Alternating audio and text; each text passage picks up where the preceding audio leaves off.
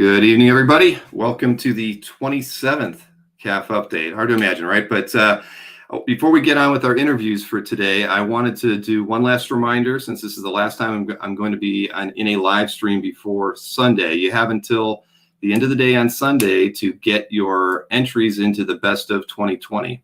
I kind of have beat this one down as many times as I can, but the best of 2020 is just it's not a real contest per se. It's just you showing off your best collected pieces from 2020. You can pick 5 pieces. There are 10 art categories you can assign them to. It's very simple. It's integrated in with the CAF admin. So when you're on CAF, just go to the your admin menu, and there'll be a link there to submit your entries. There's also a link under the galleries menu where you can check out a preview of all the pieces that have been submitted so far. I know we're past 800 now. So we're kind of expecting probably that there'll be 1,400 pieces submitted when it's all over. So pretty good. I think last year we had around 1,200. Brian Peck would probably correct me on that one, but I believe that's about where we finished up. So again, get the pieces submitted by Sunday night, or you'll wait till 2021. One big thing that we have changed is we've really cleaned up the voting process. So I think everybody's going to be happy once we start that on Monday. And I believe that voting period runs through the end of January. I think 31st is the last date that Brian was going to have the voting. So by February 1st, we'll have all the top vote getting pieces, and we'll have a page up there to promote them all. And one last thing, I was contacted by somebody right at the end of the year through Facebook about wanting to be on one of our live streams as a guest. And it was one of those ones where somebody contacts you and they contacted me directly, and it said something about needing my permission. Well, I forgot to give them permission to do that. And when I went back to do it, the request was gone. I think if you wait too long on Facebook, they don't pass the information along. So whomever you were, I didn't mean to ignore you over the New Year's break. But if you want me to do to get you into our list, please message me again, and I won't take 2 or 3 days to respond. So let me get into our reports really quick. I think the total sales for last week between dealers and auction houses were around 577,000. So things are picking up. That's about $100,000 more than the period before. And this report and everything the artwork that we're going to be talking about occurred or were added to CAF between the 4th and the 10th of January. So let me go over the dealers. Now, dealer sales for the week, the top seller was Albert Moy, just under $100,000 at like $99,600. Felix was $200 behind him, so literally $99,500 or $400,000. So which that shows is, Felix had a lot of he had his commission thing going, and he had his auction stuff going on, and so that really helped out his sales. And Albert just had several really high-end pieces. So it was a great week for them both. The next closest seller was Ramita Man with just over $40,000 in sales. So last week there was just over $340,000 in total dealer sales, and that's higher than the $267 from last week. This piece here is a John Byrne, Terry Austin Uncanny X-Men page that sold for $38,000 by Albert Moy. And next up is one of the Lou Family Fund pieces. This is by Trad Moore. It was sold for $19,500 by Felix. And this piece was also sold by Albert. This is a Ghost Rider number 8 cover by Gil Kane. It sold for $15,000. And next up is a piece that was sold by Ramita Man, Fantastic Four number 41, page 11 from 1965 by Kirby and Coletta. Was $14,000.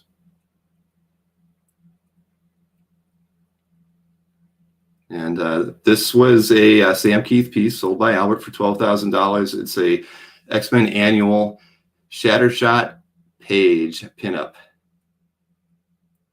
And finally, this is another Felix sale. This was a complete issue sale by artist Nick Klein, sold for $12,000. I believe it was just the interiors, but I might be wrong. I might have also included the cover, but I forget. Felix always sends me little notes on those, and that one I don't remember. So let's roll right into the let's see, auction results. We've got well, this is actually a mistake. It was $232,000. So I apologize for that. This first piece was Penguin, Jim Lee, sold for $8,950. And these are all on eBay as well, by the way. The next piece is an Art Adams Fantastic 4-page, $349. It sold with a buy it now, not an auction, at $3,995. And next up is the Covered in Night Stalkers number 4 by Ron Garney. This sold for $3,000. The next 3 pieces are from Heritage. Heritage had around $101,000 in total sales. This first piece is a Nestor Redondo Swamp Thing number 17 page. It sold for $5,760. Next up is a George Harriman piece. Oddly enough, it sold for $4,080. We did that piece, that show on Tuesday night about George Harriman and his legacy with Crazy Cat. Definitely something you guys should check out if you have time. And the final sale from Heritage was this Jim Starlin Erie number 128 page from 1982, sold for $3,360. And let me get the popular artworks. I'll tell you, there is not a lemon in the bunch this week. It was really, I could have probably added another 10 to the set that I could have picked to feature, but there were a lot of fantastic pieces added last week. First up is this John Byrne, Bob Layton X-Men 113 cover. This is in the collection of Bill J. And who could forget this one? I mean, I think mine was pretty beaten and tattered by the time I had to throw it away. This is the Amazing Spider-Man 162 cover, Ross Andrew and John Romita Sr. collection of Yasha Yothi. Obviously, this was picked up in that recent Comic Connect event auction. This is the cover to Wolverine 82 by Adam Kubert. This is in the collection of James S.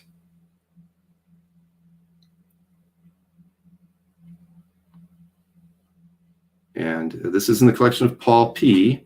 Paul usually gets something into my weekly reports here. This is the cover to Ghost Rider number 37 by Brett Blevins. It's from 1993. Next up is, this is a special Marvel Edition 15, first appearance of Shang-Chi and Fu Manchu, Jim Starlin and Al Milgram. This is in the collection of Soima Das. And this is a Ron Friends Joe Rubenstein piece, collection of Stephen D. And it's from Amazing Spider-Man number 260, 1985, sorry. And of course, this is a Batman black and white cover to issue number 2. It's by Jock, and it's in the collection of Tom Samo. And this piece was recently for sale on CAF. It's now in the collection of Glenn Crane. This is Barry Smith, of course. Marvel Comics presents number 79, page 8. And we've got another Wolverine cover, Adam Kubert again. This is issue number 10 in the collection of Raymond Bryan.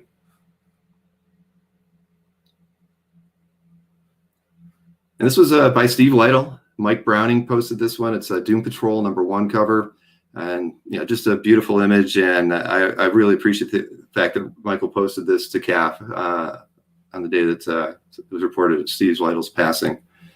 This is by Greg Capullo and Danny Mickey. This is the Spawn number 93 cover from 2000. It's also in the collection of James S. And you're not going to see anything like this again. This is a Dave Stevens and Steve Ditko Pacific Presents The Rocketeer issue 1 cover from 1982. Finally, this is a Eric Powell The Goon cover. It's a trade paperback cover called From Them That Raised Us Lament, and it's from 2012. It's in the collection of Monty B. So sorry if your pieces didn't get in there. Like I said, there were so many fantastic pieces that were added last week. Like I said, I could have picked a lot of different ones. And one of the ways I actually used the, if anybody watched my report from last Friday, I linked a special statistics piece in there, and I'll post it in the comments tonight for anybody that wants to give it a try, because I haven't linked it into CAF yet, but that was actually how I pulled all these pieces tonight. And it's a unique way to look at CAF historically, where you can go in and just say, show me all the pieces that were added in January 2018 that got the most comments or the most views or the most likes. And then you could filter it. You can change it by, well, just show me the covers or just show me the interior pages. And it's like literally looking at a best of from, a snapshot on CAF of anything added during that period. And it does allow you to like sort by year as well. So you could say, show me all the covers from 2015 or all the interior pages from, 2003 if you wanted. And it'll rank them by most comments and likes and views. So really unique way of looking at it. And I'm glad I have it. And I'm glad we came up with the concept to build it, because it's made my job a little bit easier to find the best pieces that are out there. Carlos mentioned it. Yeah, I'm assuming the Tintin cover on the that was sold by Articuro, I believe. And I think that was 3 million euros. And I actually didn't get to read the article. I saw it posted a lot on Facebook, and I did get Colin to share links to it in our news. Carlos mentions the same thing. Yes, it did break records at 3.1 million. And let's see. And best offers, Alfredo, that does happen. The problem with the data when we get it back is they do not report on best offers, unfortunately. And it's probably I don't know why they do it. I mean, it's probably some kind of, they don't want people to know when a best offer is made. Just probably like dealers don't want you to know when they got talked down a little bit or they took cash versus trade. But that's kind of always been eBay's policy. They don't even flag it as a best offer was accepted. They just let you know what the final price was before the best offer came in. So it's unfortunate, but I can only do what I can with the data that I can. And Jason mentions that I need to talk to my union rep. This is out of the last 8 days, I have had 6 live streams, but I do have 4 nights off consecutively after this one. So thank you, Jason. And Jason was on the chat last night, so he knows that I've been a little wiped out the last couple of days. But I don't want to keep my guys in the green room any longer. I've got 2 guests this evening, and they are Shane Simek and Eric Osier. Hopefully I didn't butcher both your last names. I did forget to ask you both before we got started. Now, mine was good. Yours was good? Yeah, all right. It was close. It was good. Yeah. Good effort. Well, how should I pronounce it? It's pronounced Osier. Osier. All right. Well, all right. All right. I knew I should have asked first. That's my overconfidence sometimes. So let's see. We always, you asked me the question, how did I decide to, contact you both originally? And I'll just kind of relay that. I was browsing through CAF, and something in Shane's collection kind of drew me into his homepage, his landing page on CAF, his main gallery. And I got to reading his introduction where he talked about the fact that he was in Northeast Ohio, which of course I am as well. And then I read through the idea that, that there's this group of collectors that are kind of like this team, and they actually have their own blog, and they write about their escapades when they go out to shows or when they, with their interactions with artists. And I thought, this is a really good opportunity. And at first I'm like, we're going to get them all on. This will be great. There's going to be 6 or 8 of us.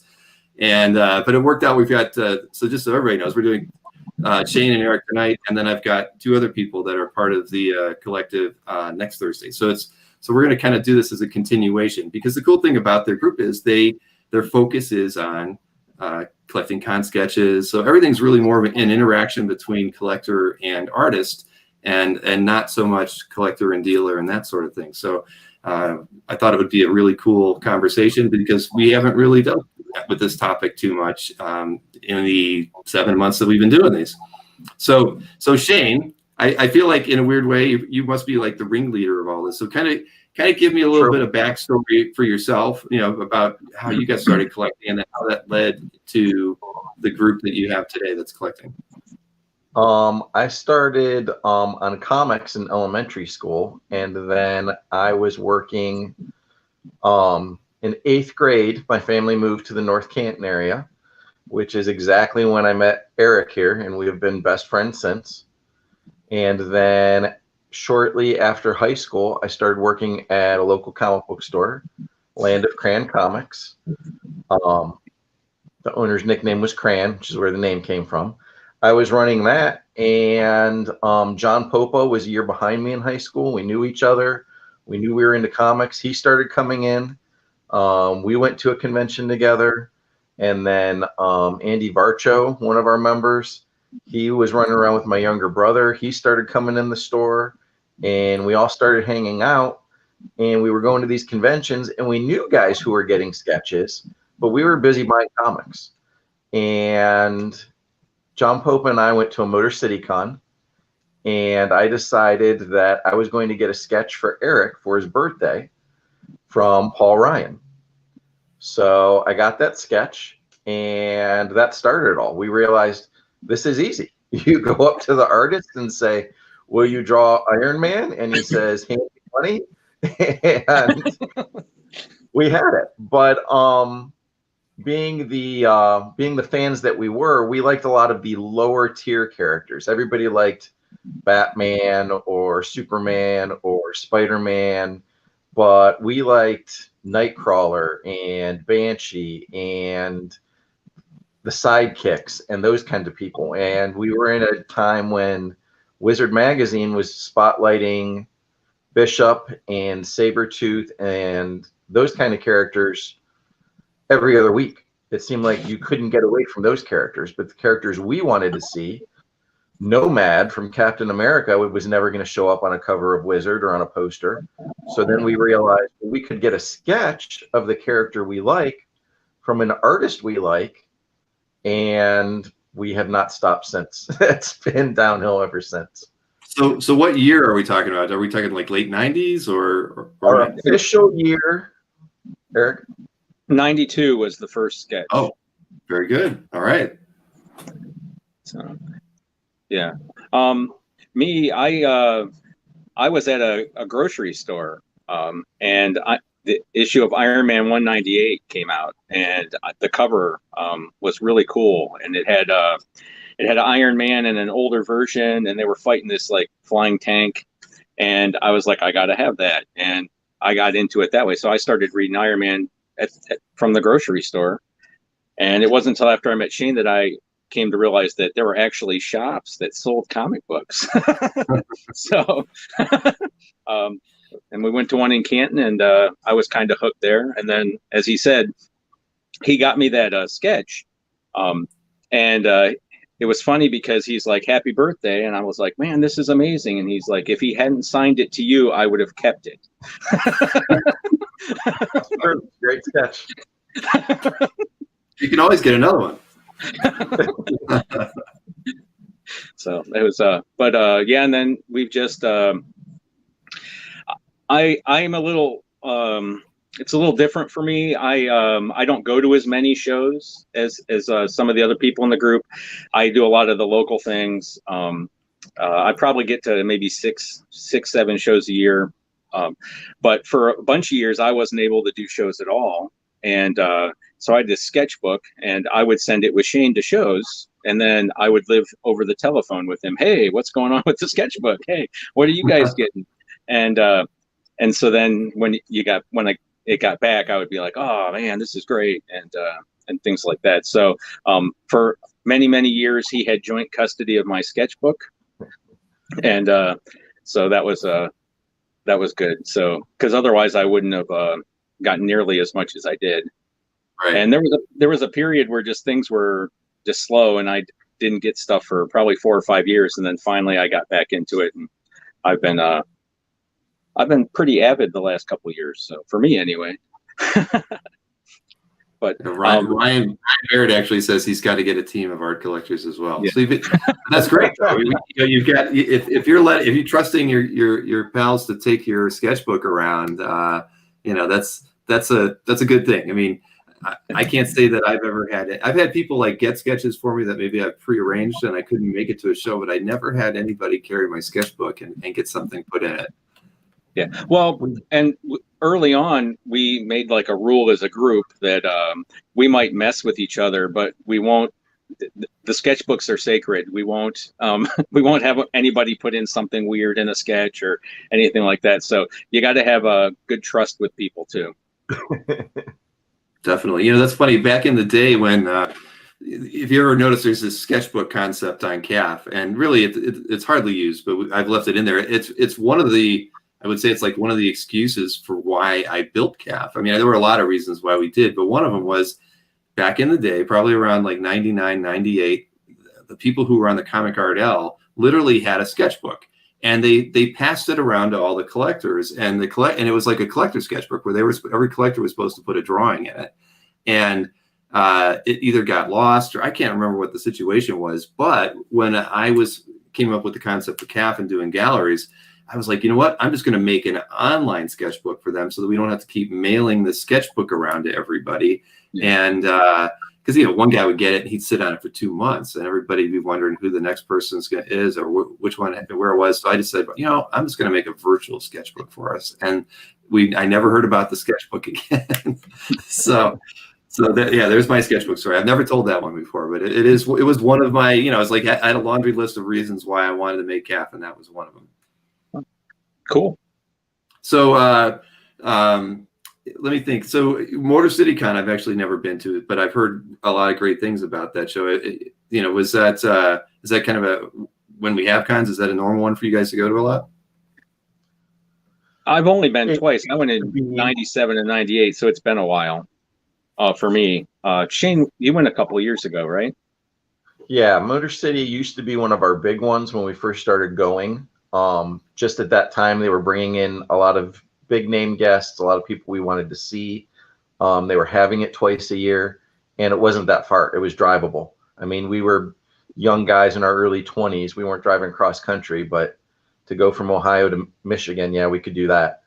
It kind of hit a lull for a while, but several years ago it took back off, and it's an impressive show. They bring a lot of celebrities in now, which also brings fans in, but their comic guests, yeah, they're doing good with that show. That's good. I mean, I have always heard good things about it. Never made it to it, and I imagine now that we have that regular one in Cleveland, and you might not always take the trip there. Pittsburgh always had a great show too. I don't know if you guys go to that one, and that's really close for you. I mean, probably an hour, 15 minutes to get over there, right? Yeah, just about. Yeah, Pittsburgh was a great show. I missed that show a lot. Yeah. I went when I first started collecting art, around 98, 99. I went to that show religiously because George Perez was always there. Sal Buscema was there quite a few times. I mean, it was just nice, and it was never too crowded. It was such a relaxing show, and I always made a weekend out of it too. The hotel was nice where it was located. Yeah, that show was a lot of fun. I do miss that one a lot.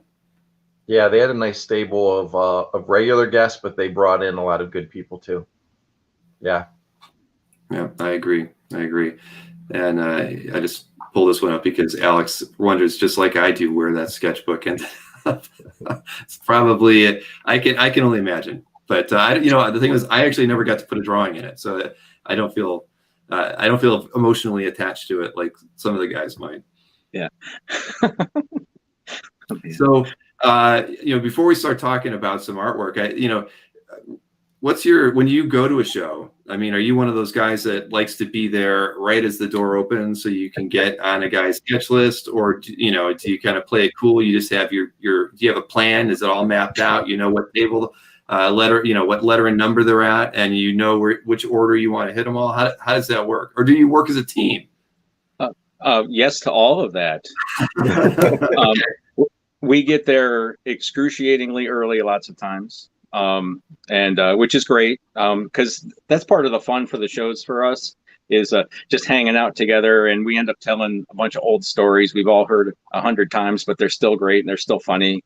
And then there's a lot of research that we do beforehand. I know personally, I use Comic Art Fans a lot. You go to people's websites, you see what they have, anything you can get just to get the right character for them.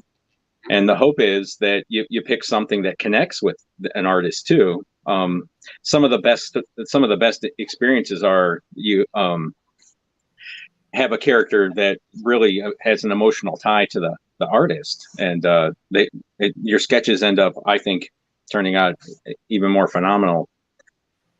But yeah, I know, like I said, we'll leave very early to get to these shows, and we try to be first in line. That's one of our little motto things, I guess. And like I said, I have a list of people who I want and the order I want them in, and you always know what table they're at. And so you try to get in early, get at their table before they are, and it's Now, do you In a lot the of times? early days, What's a that? comment was made that we were once told that we plan for these conventions like other people plan military operations. And I don't know that it was meant as a compliment, but that's how we took it. And we've embraced that ever since. No. When the crew goes down to Charlotte, to the con down there, they even plan out where they're going to eat every night. So it's like this is this night, and this is this night, and this is this night, and so. You mean the Heroes show?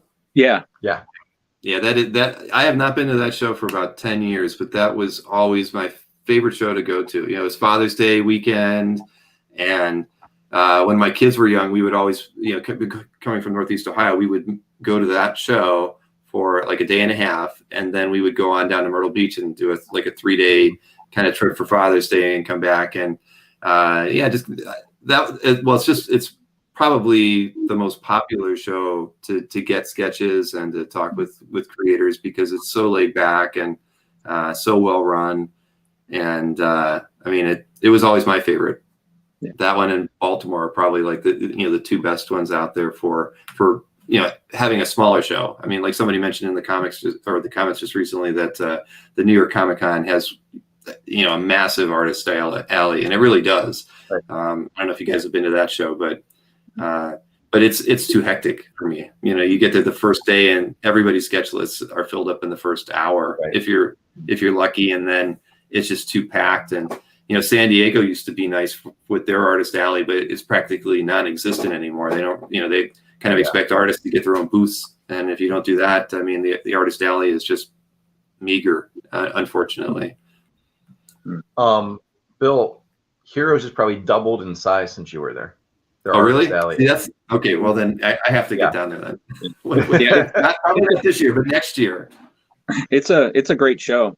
Actually, it's one of the shows that kind of got me back into doing it, because I had moved to North Carolina for 3 years, and I lived in Durham, and they were coming down, and he said, "Why don't you come over?" And so I dug out my sketchbook, and I made the 2-hour drive to Charlotte,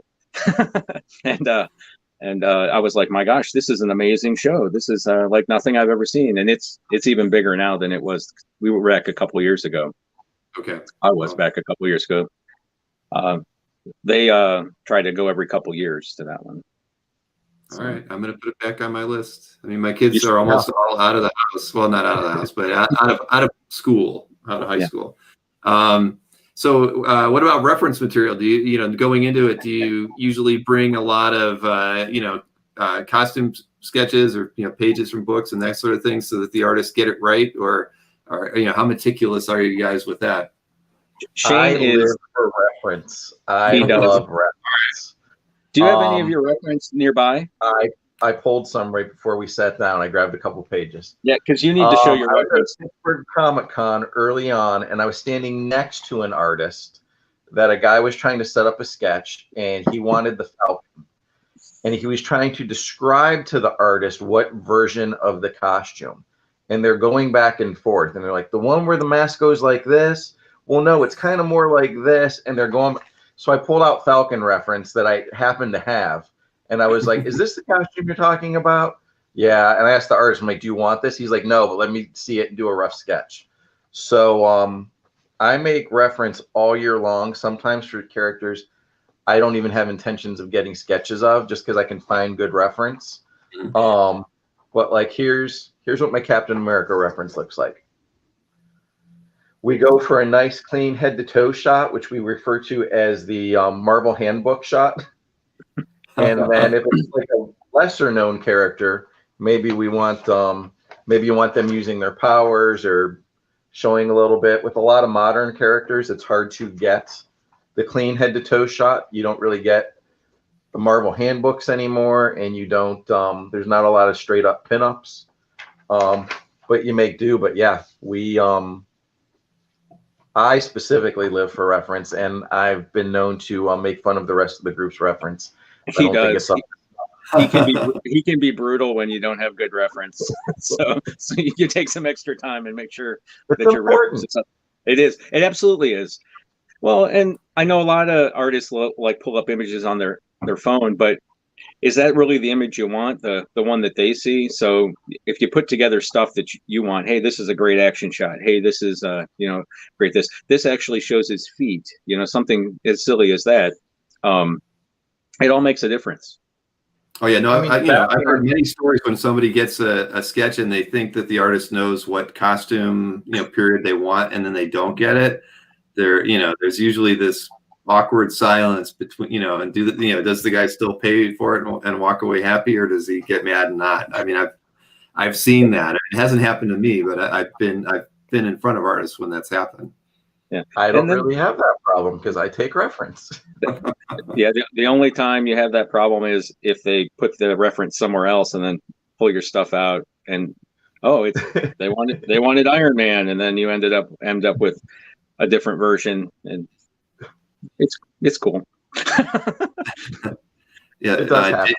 Jason's asked if you have the Banshee reference that you use, or do you not? Did you not have reference for Banshee's costume? I just grabbed this couple of pages here. Yes, I have several 3-ring binders upstairs filled with reference. Yes. All right. Well, there you go, Jason. You can't see it, but it does exist. And yeah, before we get started too on that, Alex has a question, because I know Alex has a few themed sets of commissions that he gets. He wants to know how you decide what sketches to get and characters and themes when you're going to a particular show, and how do you set? Is it something you've had all along, or does it kind of change show to show? I'll answer themes if you want to touch on characters, Eric. Okay. So themes, like we generally go with our own. Like I have a Captain America sketchbook, Captain America really related characters, because I like that. Captain America, Nick Fury, the big A-listers like Nomad or Demolition Man, Diamondback. I like all those characters. So I feel that in 2009, within our group, just trying to spice things up, we kind of came up with a group theme. And for our group, 2009 was Year of the Serpent. And so any snake characters. So no matter what you collected, if it's Transformers or Fantastic Four or Ninja Turtles or whatever, if you got a snake character, it went in the theme. And then that's one of the things we use the blog for, is at the end of the year, we'll post all the characters we got. 2019 was our last theme. That was Image United, and we all got Image characters, and we got a ton of them. So that's just something we do as a group. And if you get one character for that theme, that's great. If you get that's your whole year is basing it off of that theme, that works too. It's just something fun for the group that we can all interact. We don't all like Captain America. I get G.I. Joe stuff. Nobody else in the group cares about G.I. Joe. So we're not talking about that. But when we do Armor Wars, or one year we did Armed and Dangerous, characters with weapons, just something for fun to mix it up. Yeah. And one year Shane and I, before the con season started, we got together and we decided to do Justice League characters, and we had a draft. So we took all the characters, and we were kind of basing it around the Kevin Maguire era stuff. And so we went to dinner, and we picked characters. So I think we flipped a coin who got to pick first, and we went back and forth, and we picked a bunch of characters, and we were knocking out Justice League characters that year too, along with some other things.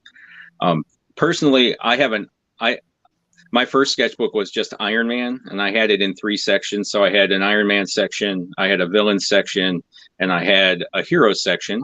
And then I would decide, I'm a little light on this, so I'm going to get some of these this year, and da-da-da-da. It also, like I said, it kind of depends on who the artists you're running into are too. Because like I said, you want to get the right pick for things. We have people with like monster themes and He-Man, Transformers, It just whatever theme, and that doesn't restrict you to just getting those characters, because recently I was always a big Micronauts fan too. I've started to get some Micronaut characters and just random things.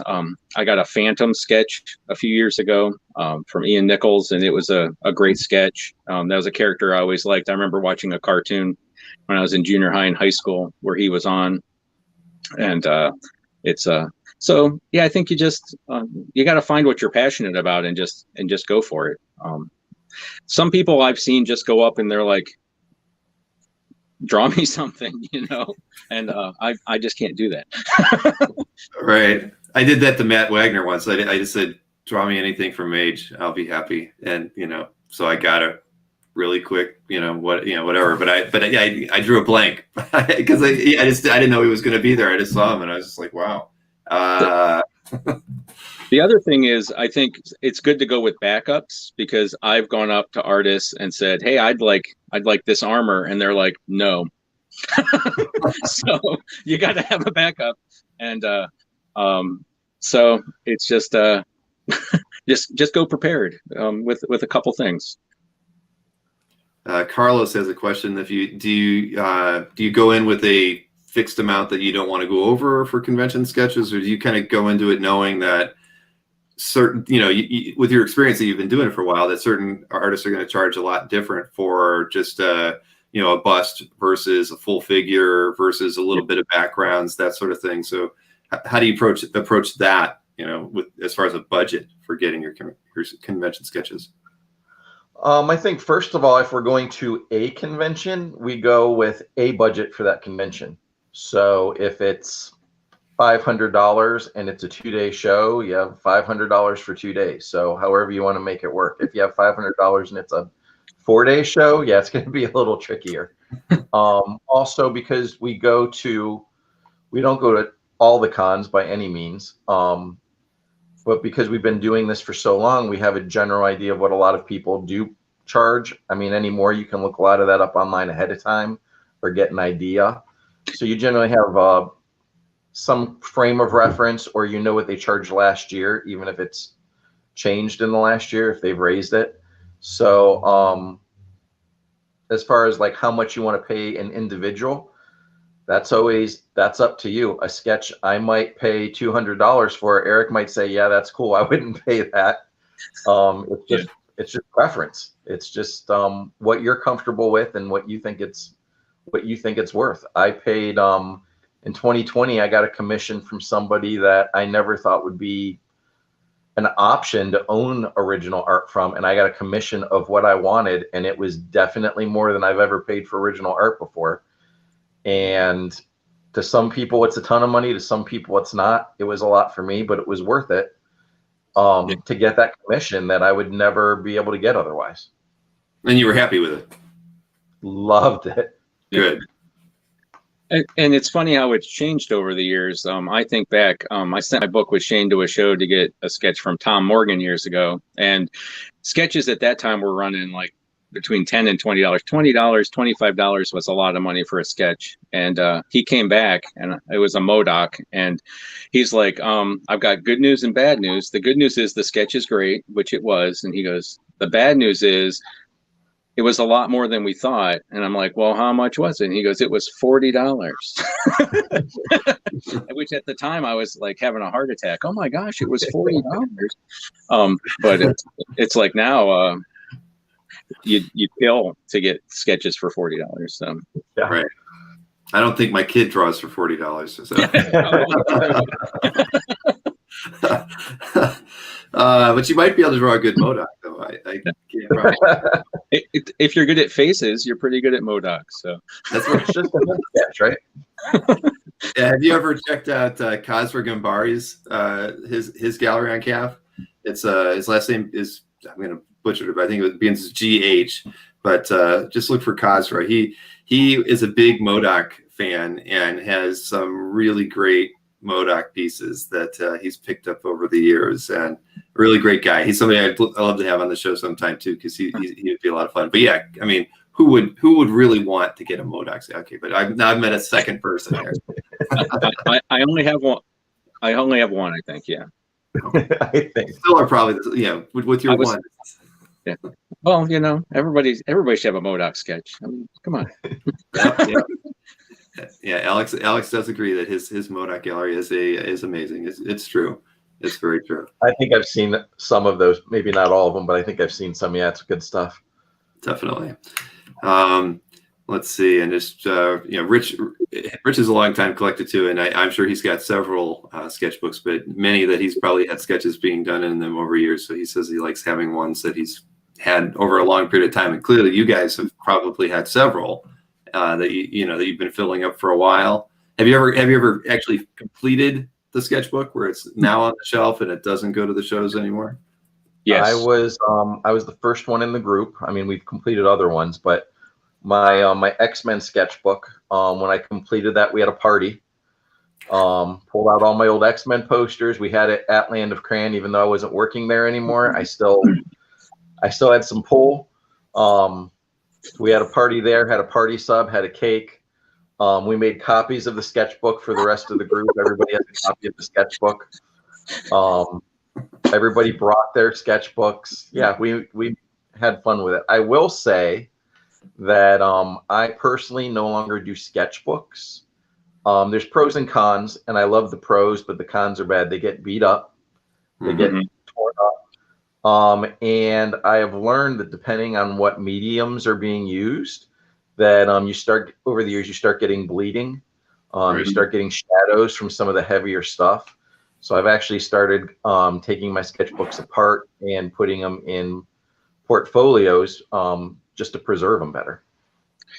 And you might find out that an artist has been using it as their backer board to draw everybody else's stuff on. So not that that's happened to me, but it has. So.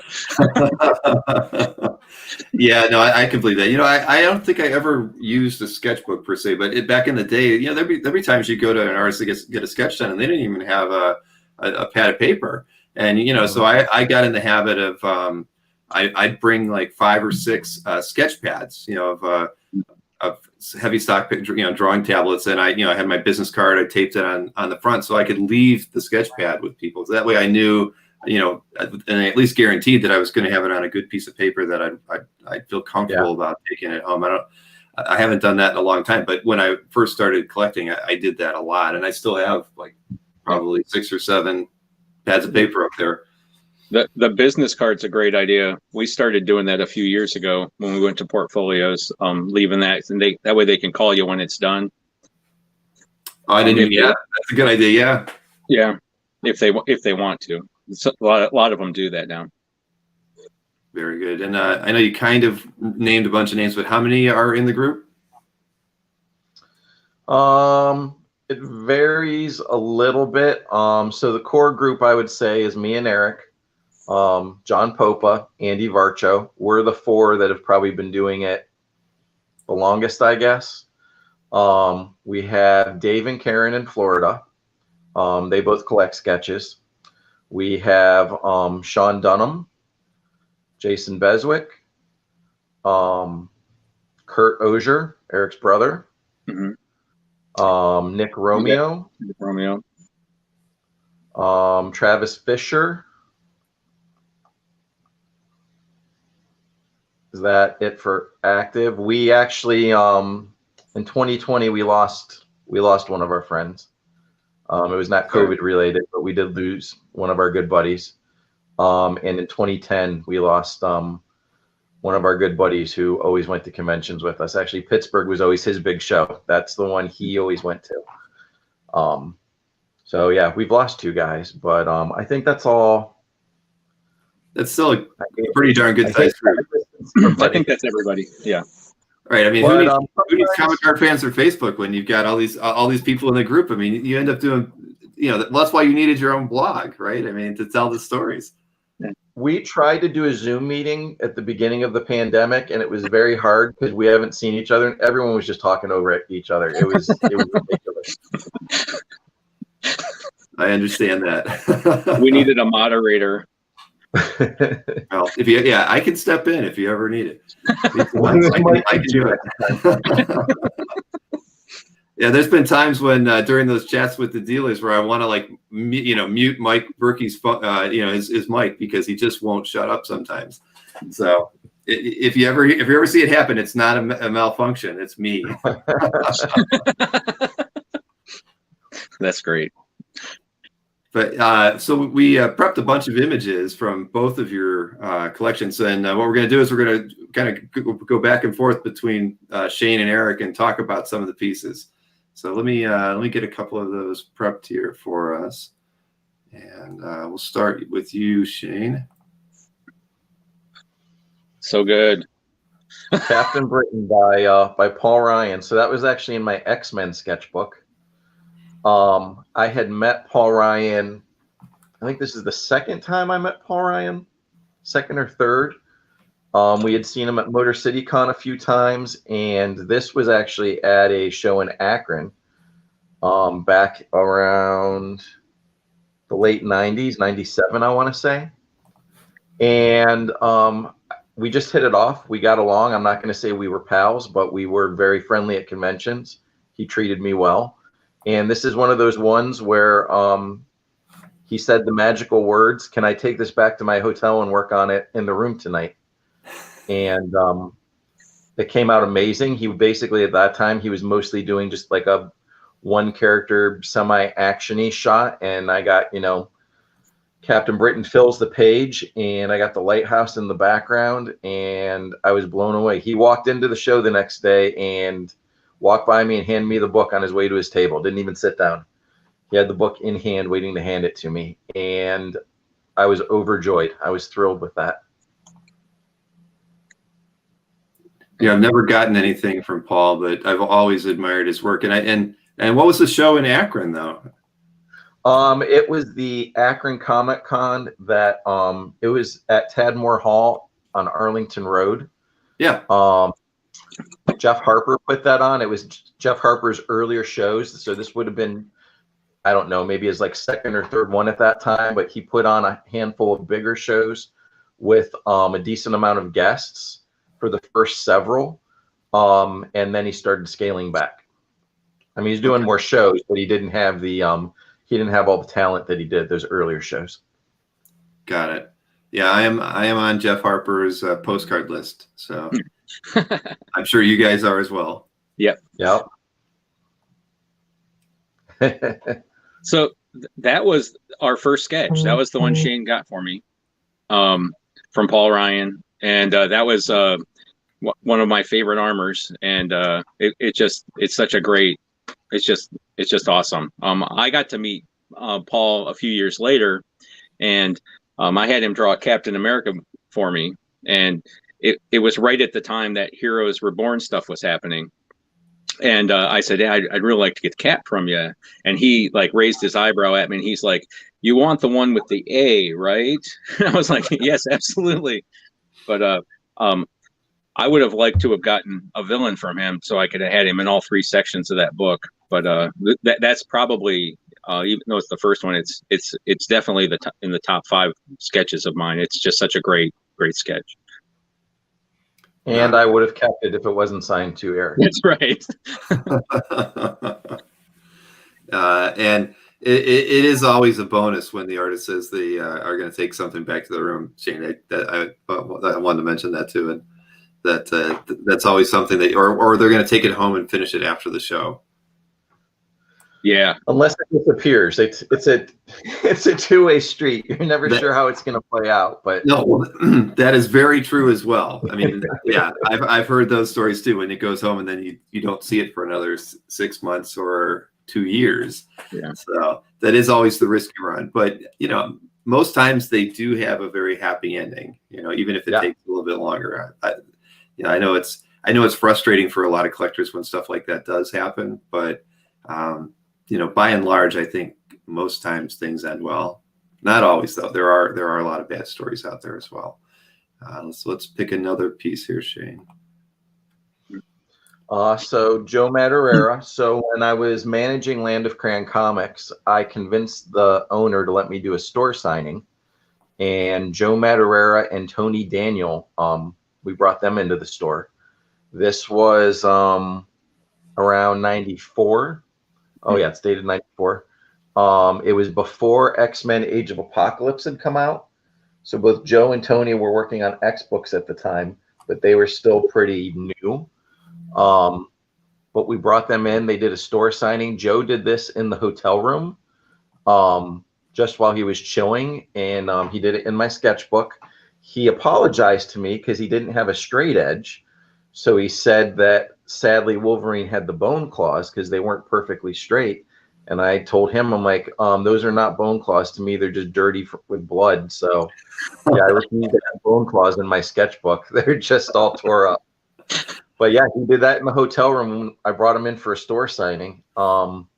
Just sitting around wanting something to do. I got one from Tony Daniel that weekend too. He actually did mine in the van when I was driving him back to the airport. So while riding in the passenger seat of the van, he scribbled out, I have a head sketch of the Beast from him in my sketchbook. Very cool. You know, that was one of the things I wanted to ask you, is if you guys ever had any store signings there, and who, you know, which artists did you get to the store? That is, that's the only one I got away with. The Crayon was, he was not big on that concept. He was not into, he wasn't into the creators like we were.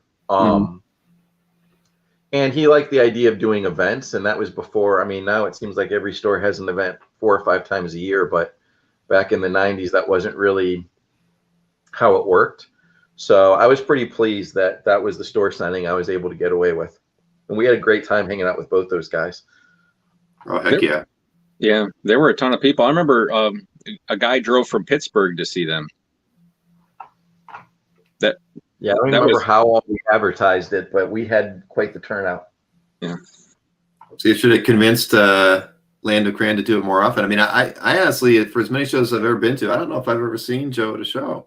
So I mean, that's really cool. That was early on, but even then, he said he wasn't big on shows. He said even going to shows as a fan, it was too crowded and too much commotion.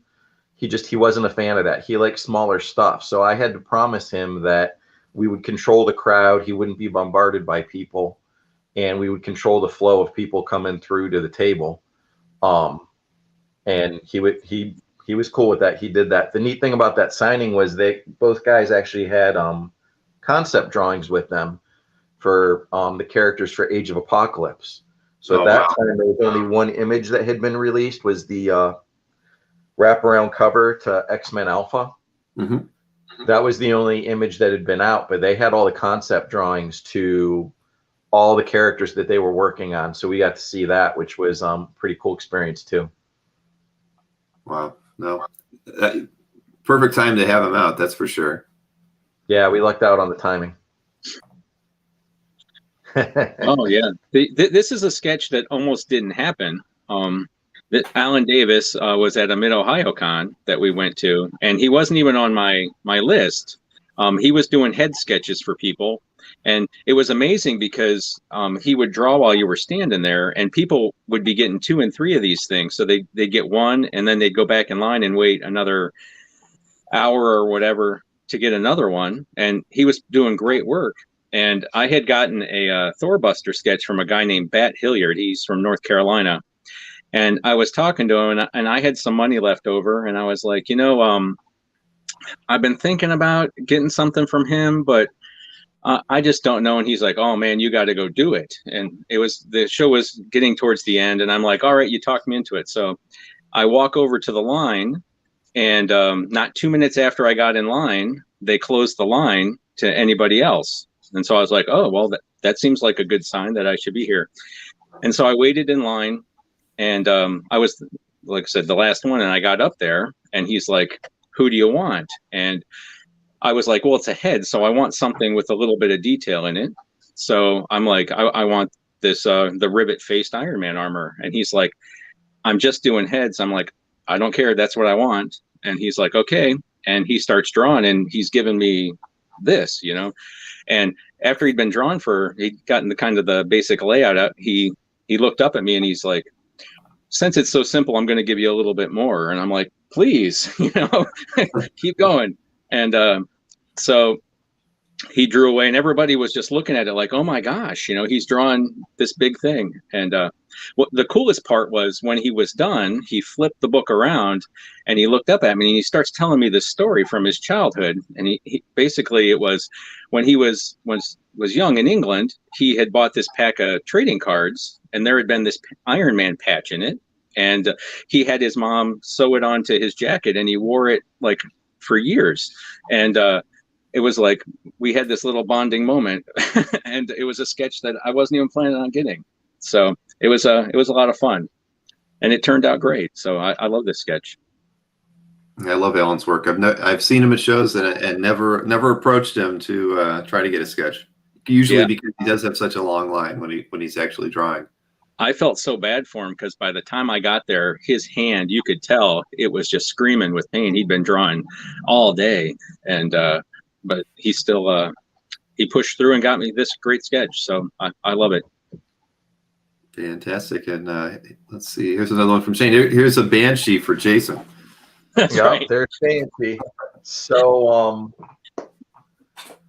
I love Banshee. This was obviously during like the Jim Lee era. Banshee's wearing like the X-Men costume. I actually I really liked that look on him, especially with the open collar. It reminded me of Banshee's classic collar. So a good example of, you need reference. You can't just say draw Banshee the way Jim Lee does.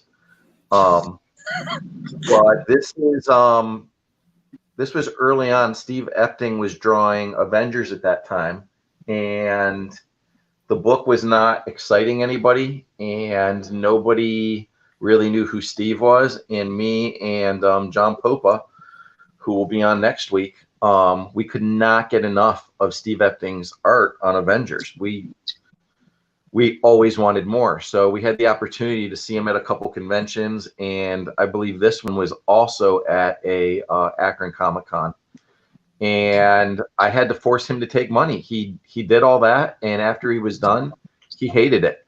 He did not want me to pay for it. He felt that he was robbing me for taking my money. And I had to make him take money for that sketch. And to this day, it's one of my earliest sketches, and it's one of my absolute favorites. I can't imagine a better Banshee sketch. I love that one. And Steve Epting is such a great guy. We still see him at Heroes when we go down there, and he's just so humble and laid back. And it's ridiculous to me that he wouldn't love that, but I mean, artists look at it differently than we do, and I have no complaints. Like I said, it's still one of my favorites. I don't blame you. That's beautiful. Yeah. And that's one of those sketches that when it's early on in your sketchbook, the artists who come behind it look and they're like, oh, I got to step my game up because this is such a great sketch. No, it's always good to get a good one at the front.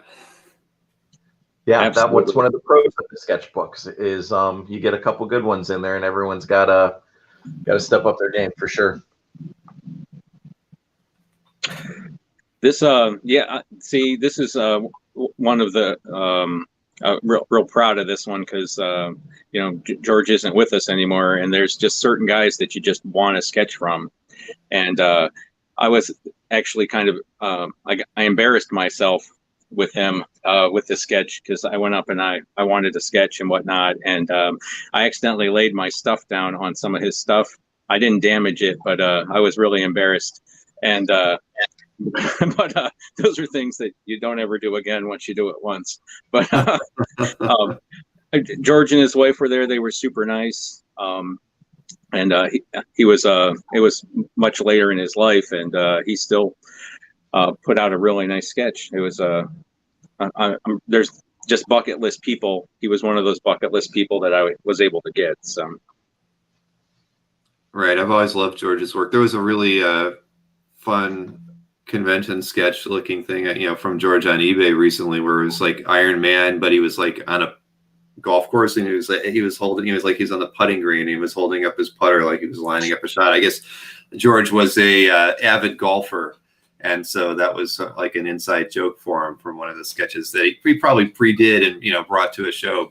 And I thought about bidding on it because I own a miniature golf course, so I was like, God, I should have that on the wall but I know that nobody that would come into my golf course would ever, realize how cool that piece really is. Just a few people, not too many. That's for sure. Exactly. Yeah. So this one I cheated a little bit. You asked us to try and focus on con sketches, which we had no problem doing. This one is not exactly a con sketch. So this is from Daryl Banks, who we have known since we started getting sketches. Before he was working at DC, before Kyle Rayner and Green Lantern. He's from Columbus, so we see him now we see him 4 or 5 times a year. Well, not 2020, but we normally see him 4 or 5 times a year. So in 2008, I had to have a pretty serious surgery. So I was not aware of it, but several of my friends, Popa, Andy, and our friend Adam, decided to surprise me with a brand new sketchbook. So I was a big Teen Titans fan, and they decided to start a Teen Titans book for me. And they reached out to Daryl Banks to have him draw Kid Flash on the first page.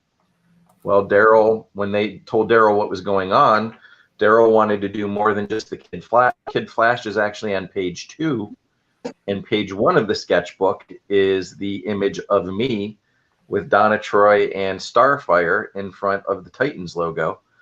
So I actually had a Titans title page from Daryl, and then page 2 was the Kid Flash. So did not happen at a con, but happened because we saw Daryl at probably about 75 cons before that. And Daryl is one of the nicest guys, and he's a good friend. We consider him an honorary member of the group because he's been around as long as we've all been a group.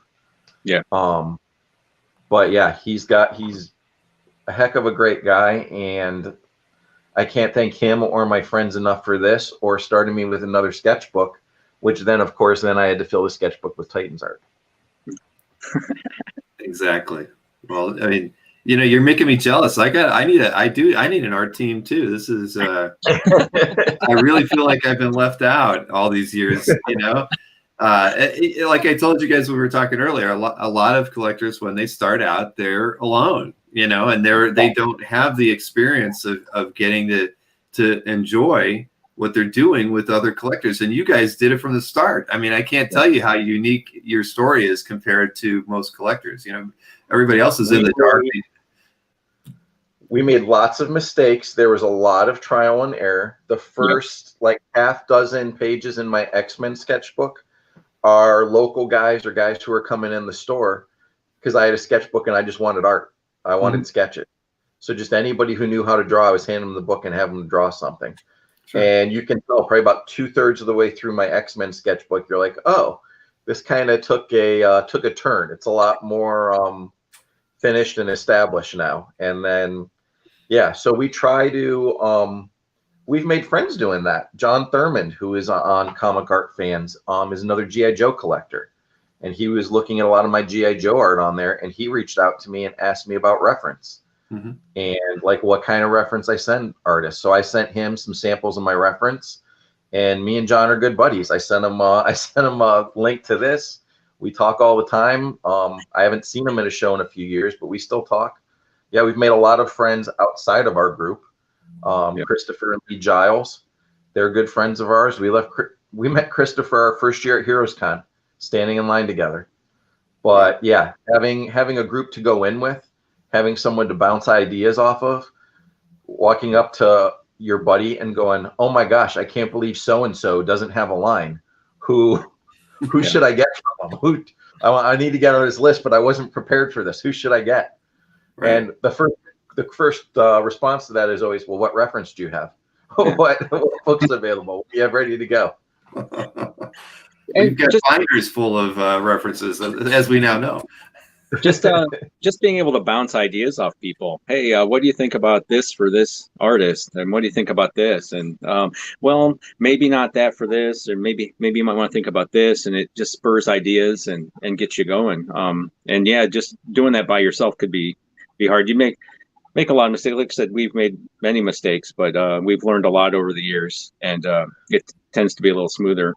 They're not really mistakes. They're just it's a learning curve, and you can tell where it's at. But I mean, sometimes we've had examples too where you're getting a sketch from someone and it's the right kind of character for that artist, and that artist does great con sketches, and for whatever reason that one didn't click. And that's not, nobody came up with a bad idea, the artist didn't draw a bad sketch, just something's not right. Yeah. Well, when you get so many, they can't all be home runs, right? At the end of the day. Absolutely. I mean, right.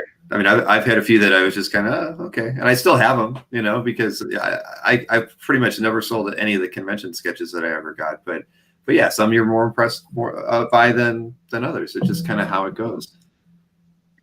Absolutely. So a few years ago, I wrote a thing on our blog about my top 10 Iron Man artists, and Mark Wright is number one. And I had never seen him anywhere, and I always wanted something from him. And I don't think he'd done shows for a long time. And he showed up on the Cincinnati Comic Expo thing a few years ago, and I'm like, oh man, I got to be there. So I got in. I was first in line, and he wasn't there. And he came wandering in a little later, and he's so enjoyable. He's funny. He knows a lot of things. But he got going, and you could tell he hadn't done cons in a while, because he was working on it. And I was like in awe. I just couldn't say anything. And he kept saying, well, I guess I have to keep the conversation going. And then he'd bring up some other topic, and we'd all laugh and go on. But and then I have to thank Larry Hama for this one, because I'm like, well, how much are you charging? Because I was prepared to pay a lot of money for a sketch from him. And he's like, Larry Hama was across the way. And he goes, well, what's Larry charging? Well, Larry, I guess Larry didn't used to charge anything. And then helped me out. Neil Adams apparently was upset by that and had him a sign made that made him charge. He was charging $40. So he looked over and he's like, $40. And I'm like, are you sure? And then he worked on this for a long time, and finally was like, yeah, I'm done. And I said again, are you sure that's all you want for this? And he's like, yeah. And then later on he raised his prices. So, but I just love this. This is basically when I started collecting Iron Man, when this armor came out. I've always loved this armor. And I was just so happy to be able to get him do that. That was like huge bucket list completion there. And like Eric, I said, that's a pencil sketch, right? That's a what? That's a pencil sketch? That's a pencil sketch, yes. It's just so tight.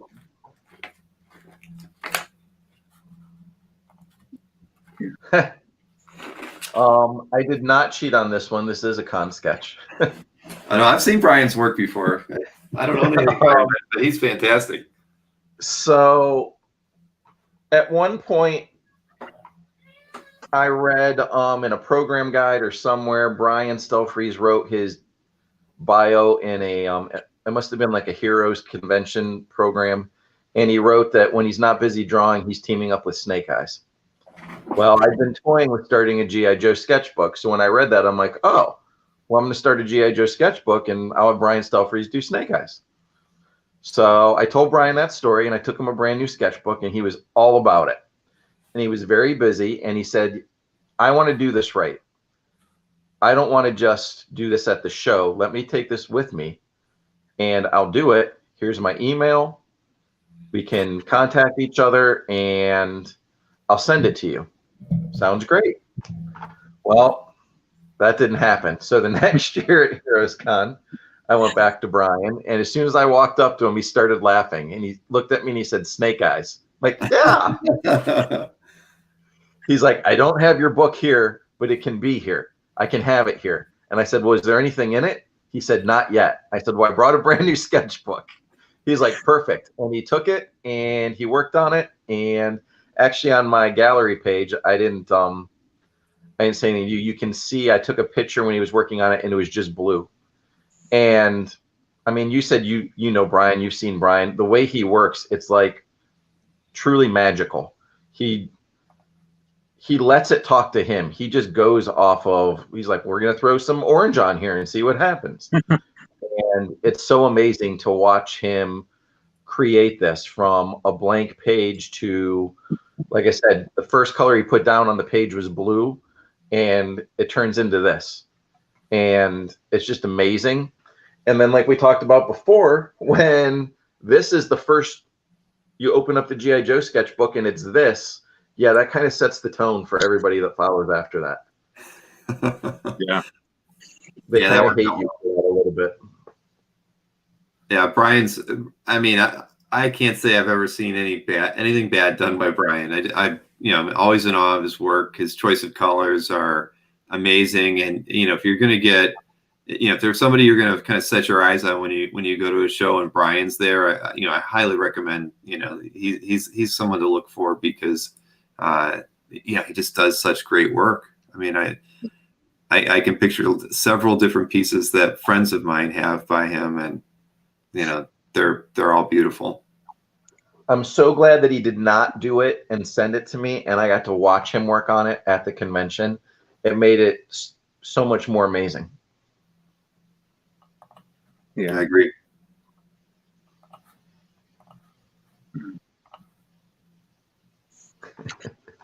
John Romita Jr. is another one that was on my top 10 list there, and and Shane might remember this differently, but this was at a Motor City Con, and the way I remember this is we were walking around the show waiting for some stuff, and all of a sudden he appeared, and he's walking towards the back of the hall, and everybody sees him and is like, oh, there's John Romita Jr. So we start heading towards the back, and he's walking towards the back, and we're like, well, where's he going to be? You'd figured he would have had a table, but he was just out.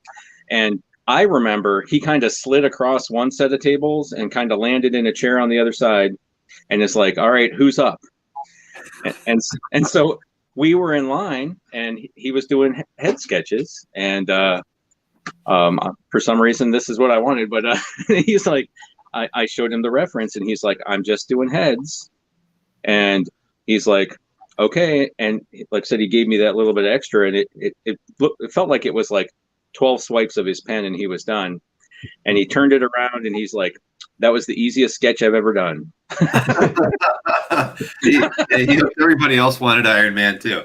but it was great. Well, I think the first guy got like a Spider-Man, and to watch him do Spider-Man, it was like a wizard. It was like oh, he wasn't even looking at the page, but he was like just getting all those lines. And I just love this sketch.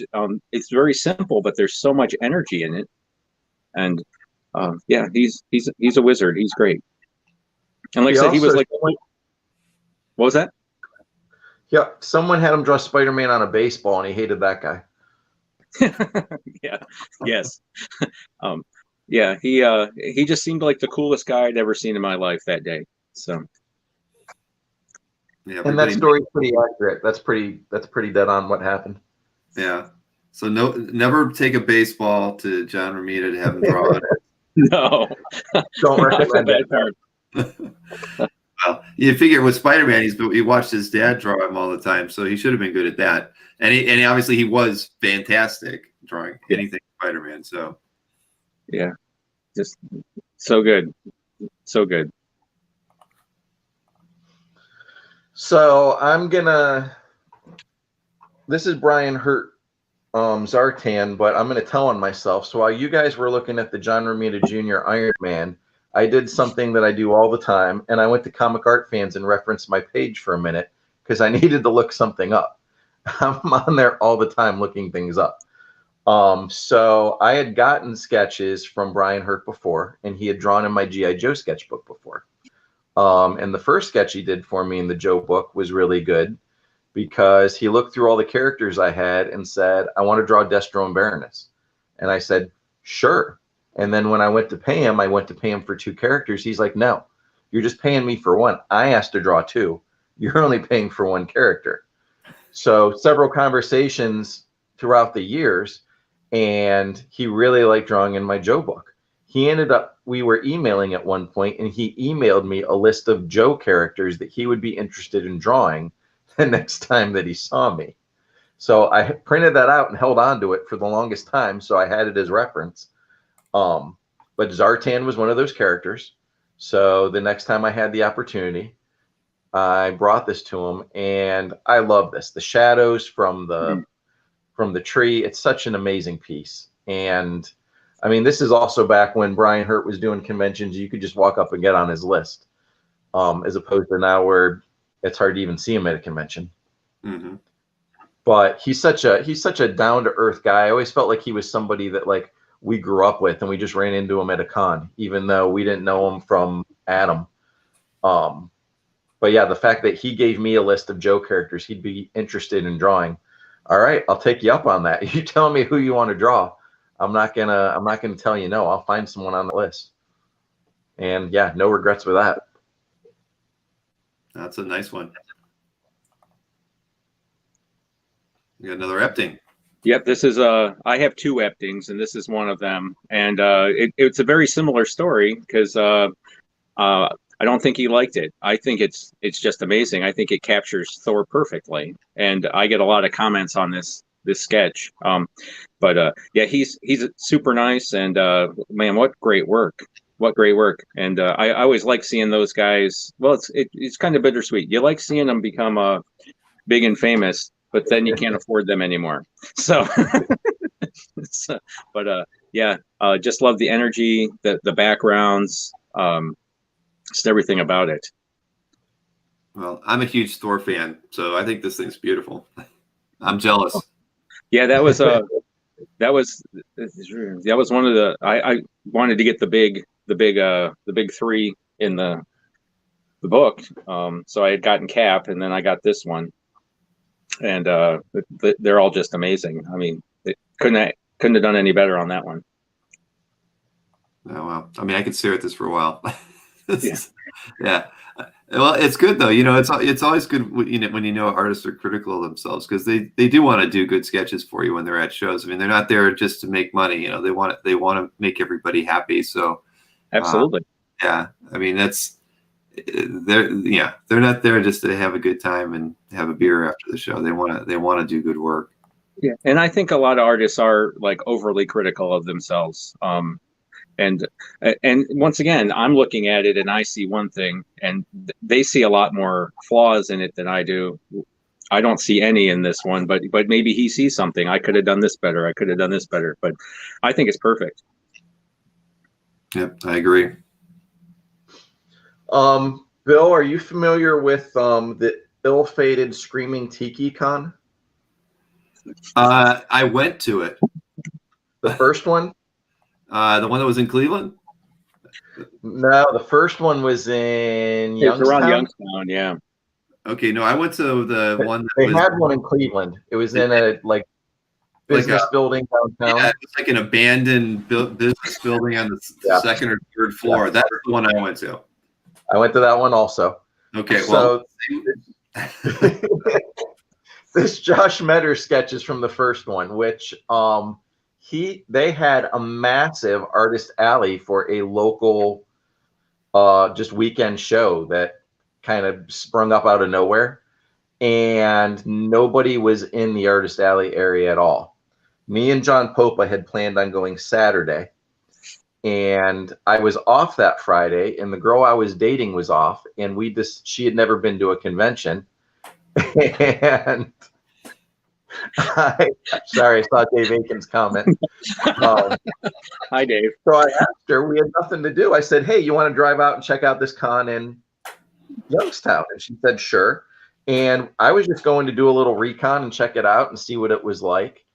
And I think I spent all the money on Friday that I planned on spending on Saturday, because I could get whatever I wanted. Every artist was wide open and available. And so I got everything. And when I got home, I called Popa and told him, dude, we're going to have a great time. So we went back on Saturday, and I took more money, and I hit the ATM while I was there and got out more money. But one of those artists was Josh Metters here, who sorry, I'm loving the comments. Yes. It was my first time meeting Josh Metters, and I wanted to get a sketch from him in the G.I. Joe book. He was working on a G.I. Joe book at the time. And he went through I had my entire G.I. Joe reference binder, and he picked this character because it wasn't a character he would normally get to draw. And when I went to check on it later in the day, he said, "Do you need this for someone?" And I said, "No, I was just checking to see how you're doing. I don't have anyone else lined up." He said, "Just leave it here. I'm going to keep doodling on it because I don't have anything else to do." So all that crazy detail, he just kept going at it. And I mean, you felt bad for like you walked by and you felt like bait. Like all these artists are watching you. Like, are you going to stop? What are you going to do? And then we were walking around with sketchbooks in our hands. It was, yeah, obviously we're getting sketches. We could have got sketches from everybody there if we wanted to. It was ridiculous. It was great for us. We cleaned up. I bought several pages from him. We got sketches from Ron Friends that weekend. Craig Rousseau was there. Daryl was there. I believe Jeremy Dale and Nate Lovett were there. Joe Jusko was there. At one point, Joe Jusko and Ron Friends were just hanging out, BSing in the corner because they had nothing to do. Well, I remember that, I don't think I heard about the first one that you guys went to, but the one that they had, the second one was so poorly marketed. I don't even know how I remember finding out about. I found out about like the day of the show and went in, and there was hardly anybody at that one. Yeah. And that location was even worse. Oh, it's terrible. It was like one of the worst locations of a show that I've ever been to. Yeah, it's another one where I had no expectations, but that one in downtown, I ended up spending way more money again because there was nobody there. You could just, whatever you wanted, you could get it. You didn't have to pick and choose. You could get it all. Yep. Yeah, I don't remember what I bought there either, but I don't think I think I was, well, I don't know. Must have picked up a few sketches. I don't remember, but I just remember the show being weird. So are they still going on? I mean, did they, or was that like the last one? No, I think there's some backstory that we don't have to get into tonight. He planned a third one. I don't think it happened. And then there was talks of a revival, but I think those two were the only ones that happened. There might have been one more. Okay. But I think it was those two. Yeah, well, that was their problem. They could bring in good guests, but then but they have such bad marketing that and the name. It's like you're in Ohio and it's a tiki kind of. Yeah. I don't even remember if it had like words in the tagline or like the word comics in the tagline. I remember reading the name and not even knowing it was a Comic-Con until I really got through it. So yeah. Oh well. I mean, that's too bad, but it sounds like he had a room filled with comic artists, and I've never experienced that kind of. It was like a buffet, and there was nobody there to eat. You could just have whatever you wanted and keep going. Wow. Well, it sounds like that first show that those were a lot of the same guests that I would see at Pittsburgh's Comic-Con. So Craig Rousseau, I used to get sketches from every time I saw him. Jusko would be at that show a lot because I mean he's in PA. Mm-hmm. So no, that's wow. I wish I would have known about that first show. Yes. Yeah.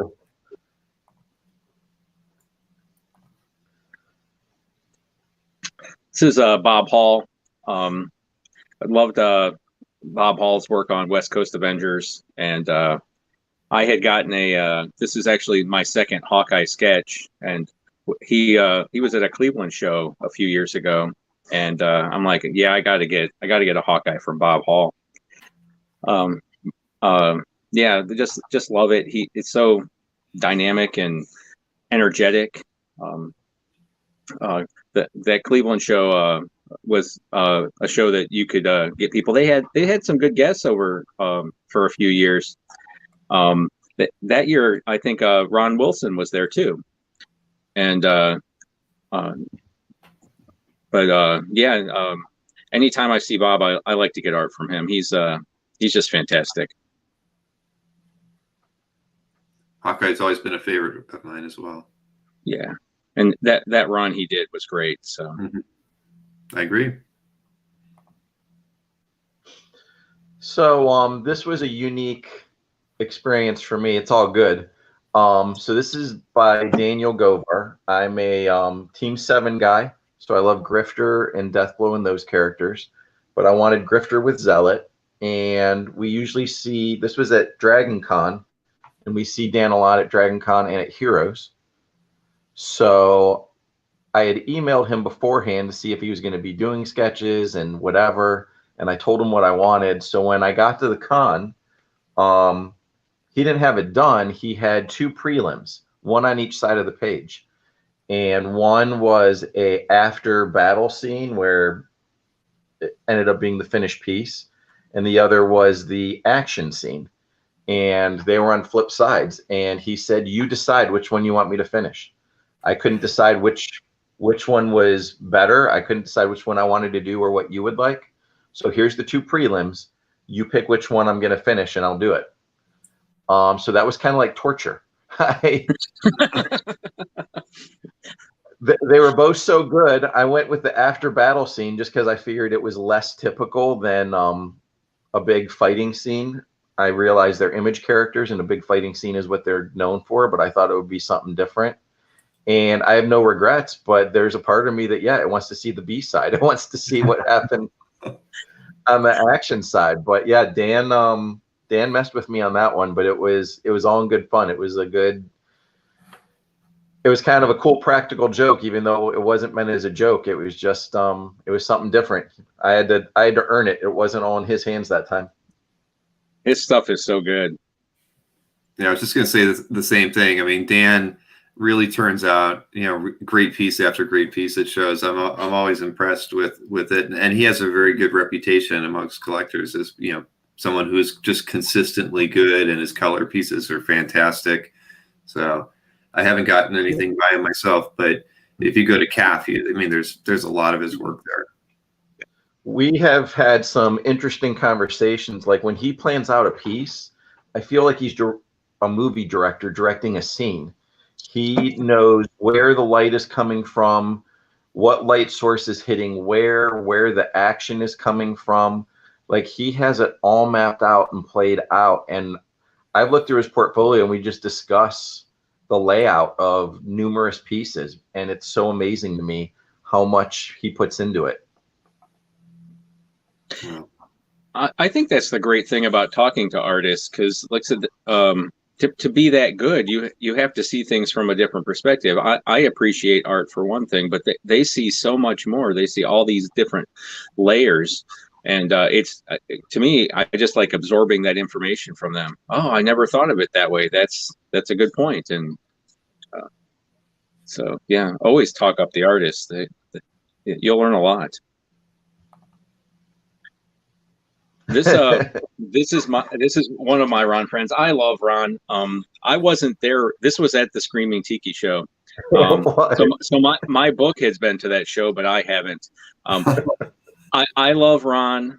Ron is so great. It's fun being in line waiting for him, because he likes to give people a hard time about their sketches, and it's so fun. And so I'm always like, boy, did I pick the right one?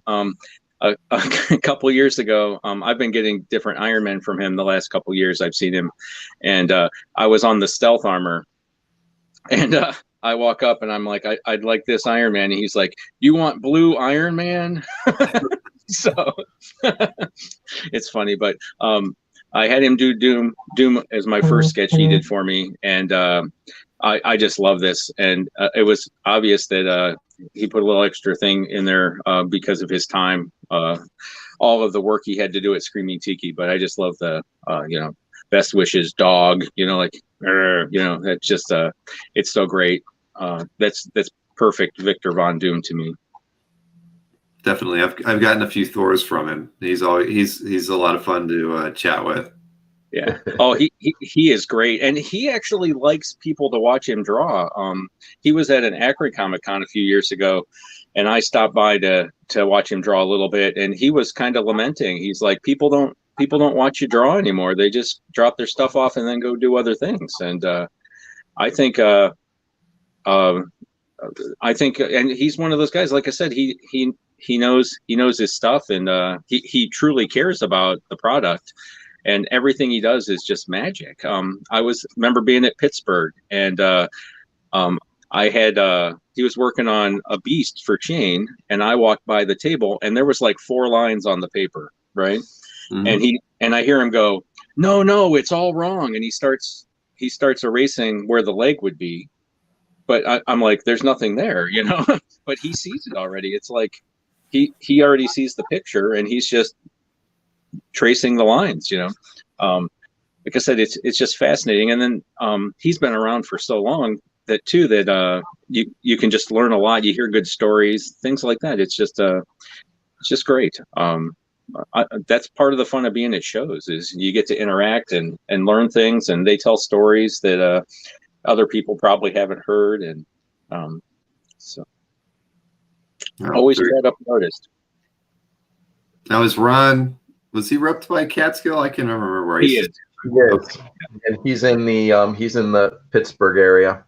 Okay. So John Popa commented that Ron also has no time for inferior reference. Ron is happy to point out if your reference is of different looks for a character instead of all being for the same look. That's If true. you're getting a classic, say, Spider-Man character, and your reference isn't a classic Spider-Man artist like Ramita, he'll point out to you all the reference that is wrong, that you should not be on there. It should be Ramita on there or whoever. Yeah, he loves to, and we're not on a first name basis with him, but I think he knows us and recognizes us, and I feel like we get a little bit of a extra hard time just because he knows us and he knows he can give us a little extra hassle. Actually, one of my favorite stories is a guy I used to work with went to get a Spider-Man sketch, and the guy was a big Todd McFarlane fan, so he brought Todd McFarlane art, and so Ron says, pardon my language. Ron says he sees the reference. He goes, "You want a shitty Spider-Man?" And he actually wrote that on the sketch. You broke that guy's heart. Oh, actually, the guy loved it. Oh, he did? It was great, but yeah, it was so great. It's a great story. I laugh every time I think about it. But he does. He'll give you a hard time if panel 1 and panel 4 are different things. So you really got to be on your A game with your reference. Now, I mean, do you guys always have your shirts on so that's how they recognize you, or that's part of it. No. We don't always have it. Came later though. We haven't always had the shirts. We weren't always the Cran Boys. For a long time, we were just a big group of friends. Cran Boys actually came because artists were trying to figure out who was in our group and how we fit together, and we were joking around that we needed a name. And I think it was Adam who said we should be the Cran Boys because I worked at Land of Cran and we all hung out at Land of Cran, and it just stuck. I don't think he was serious about it, but nobody had anything better. So he said Cran Boys and it stuck. And then eventually we started doing t-shirts. One of our guys, Andy Varcho, is a graphic designer.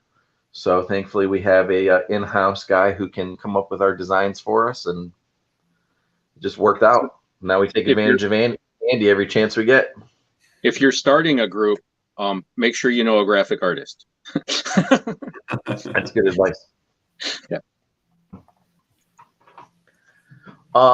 Robert Atkins, Nightwing. This is a fun one because Robert started this at one show and finished it at another. He ran out of time. His convention sketches look like commissions, and his commissions look like ridiculous covers. He puts everything into it. Because of that, he's not fast, and he knows that, and he makes fun of himself for that. And I'm pretty good friends with Robert. I've gone to conventions and helped him run his table.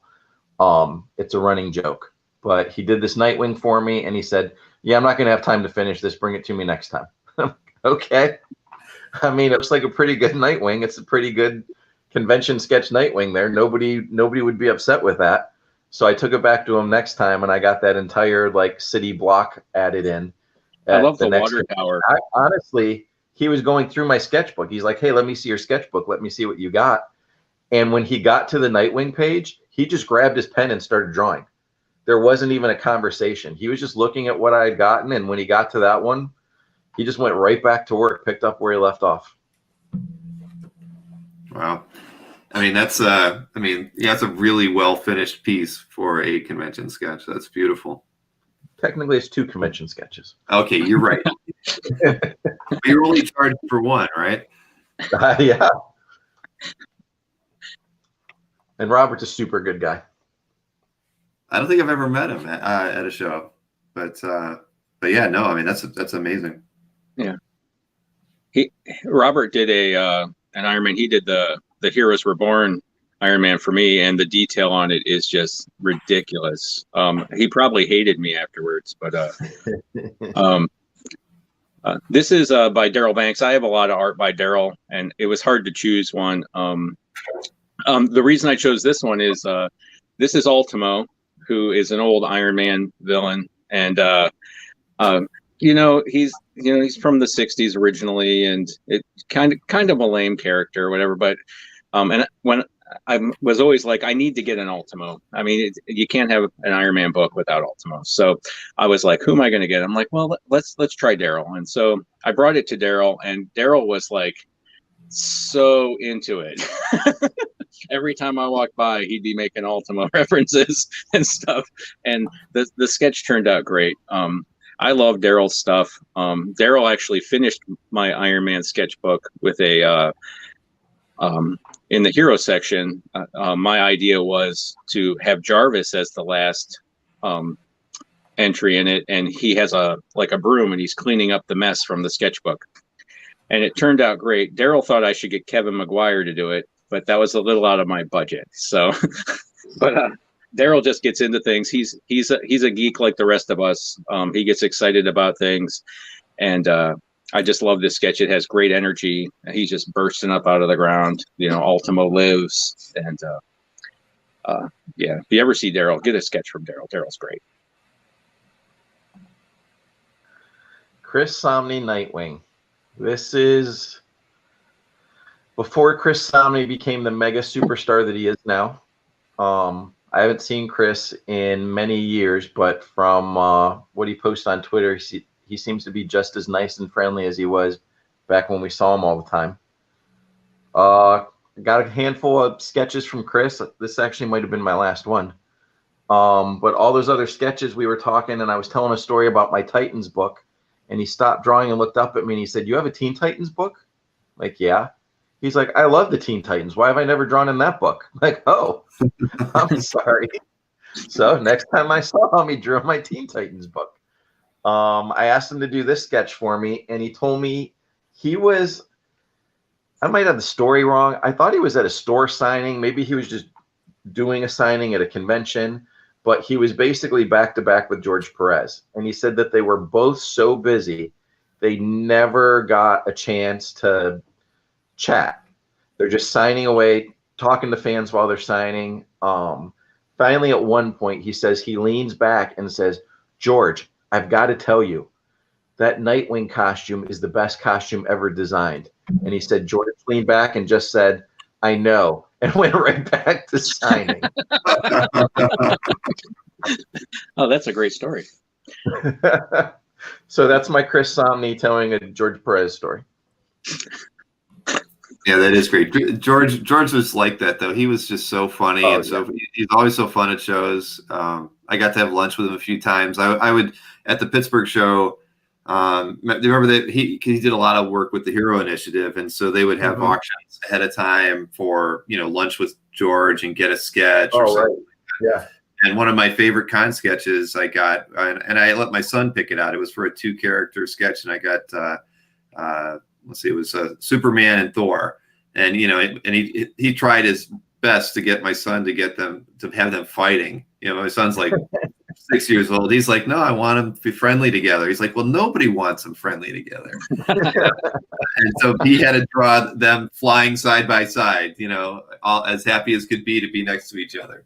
So that was a really great experience. George was always, he just was fantastic to be around and see at shows. Always happy. Yeah, he's full of energy. He is a character. And he's I have relatives. My Maureen, my wife, she her parents are down in the Villages, and George is actually a thespian as well. And he so I've met him down there a few times, and there's a couple of local playhouses where he does all the covers for them as well. So it's just fun getting to see him in a totally different environment, down there. Right.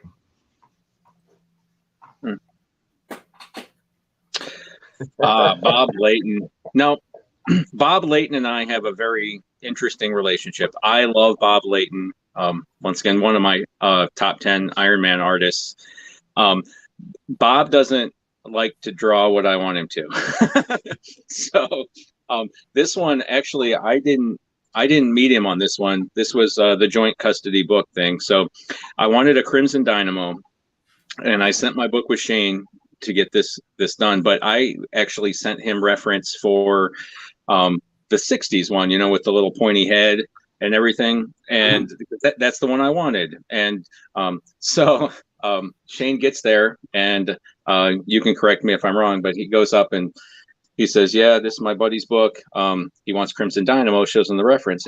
And Bob Layton looks at him and says, he doesn't want the one that I designed. And Shane being the great friend he is, said, of course he does. And it turned out fantastic. It's a great sketch.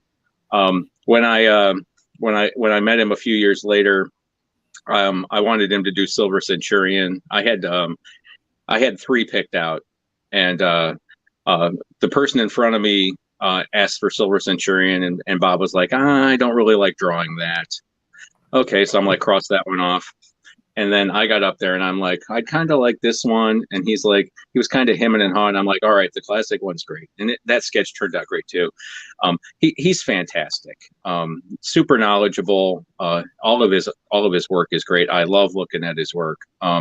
When I see him, when I see Silver Centurions up on his page though, I shake my head, but his stuff's great. I love it.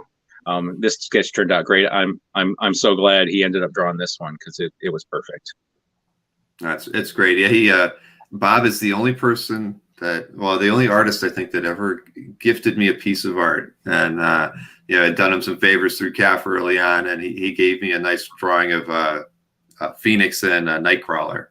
So I was always very happy with that. But yeah, he's a great guy, and he's had a lot of incredible success, with the Iron Man movies, and then I can't be happier for how his career kind of really has become so amazing. So yeah, wow. We've got actually one more piece here. Jeremy Dale, Battlestar. John Popa loves to make fun of this sketch because he says Battlestar doesn't deserve a sketch that good. This was at a Dragon Con where Jeremy Dale, who's no longer with us, was local to that show. So he would drive to the show every day. He didn't stay there. So he came in the next day with this sketch in my sketchbook, and he told me that he was actually, while he was drawing this, he was trying to get a hold of an editor at Marvel.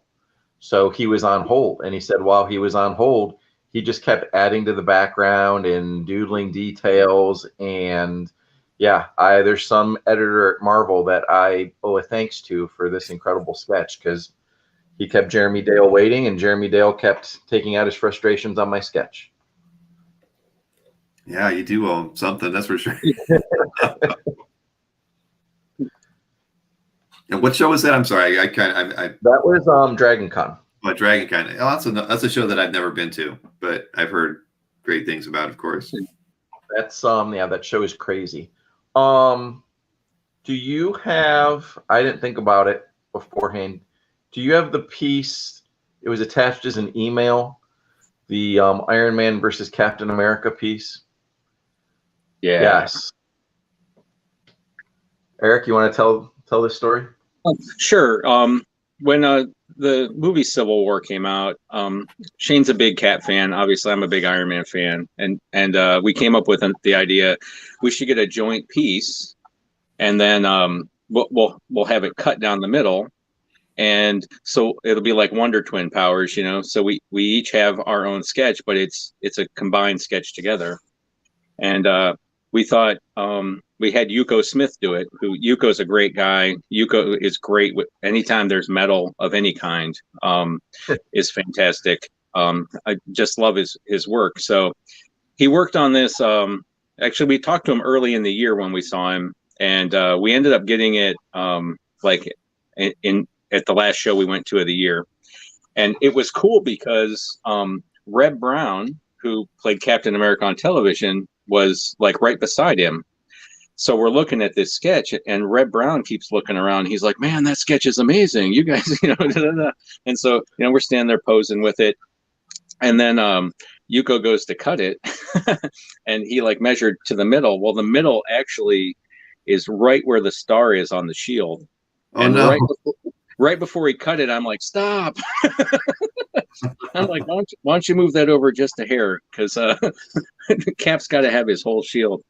But this sketch is great. I had prints made of it, so we each have a print.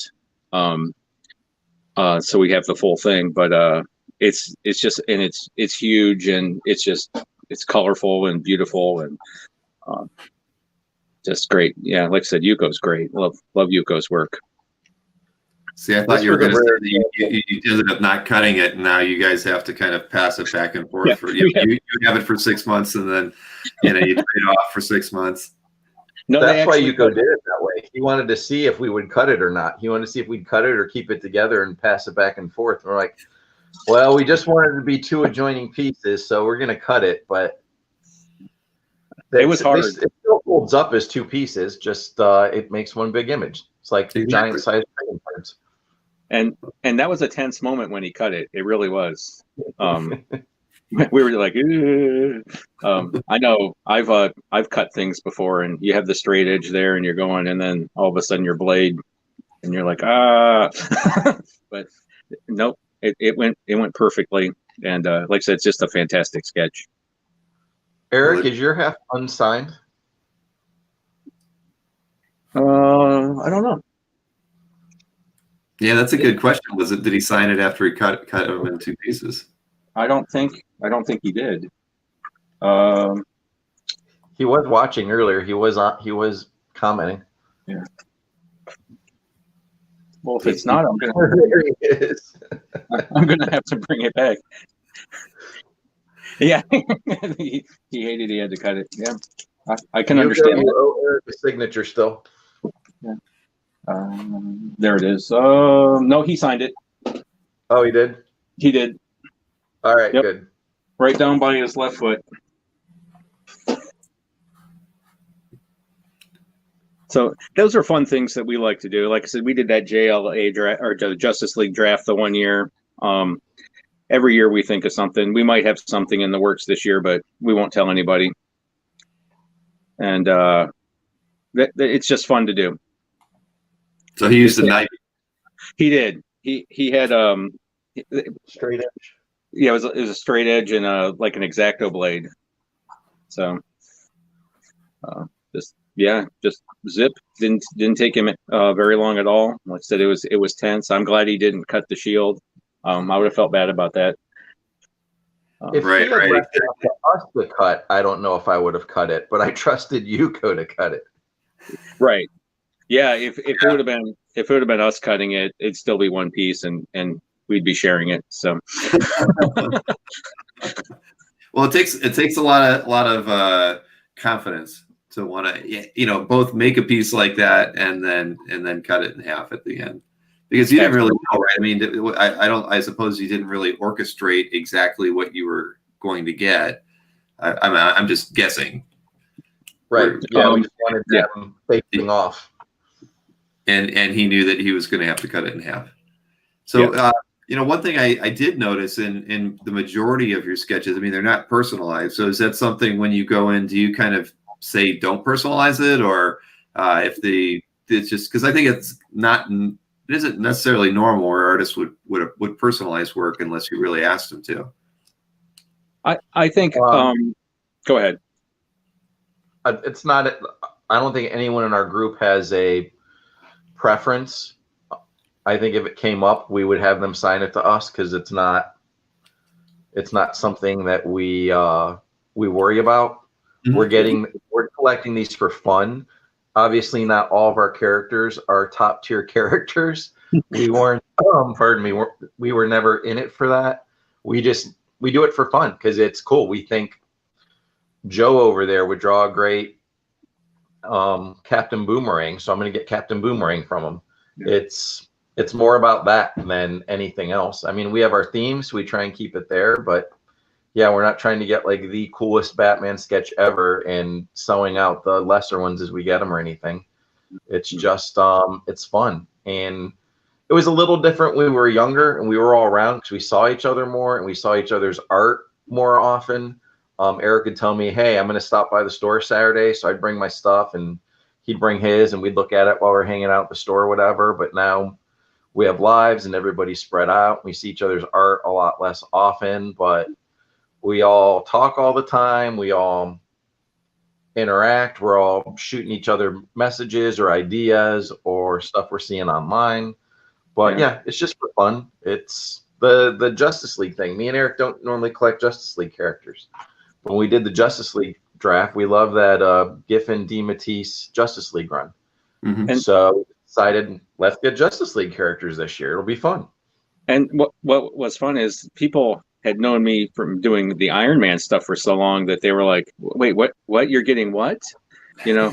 So it was a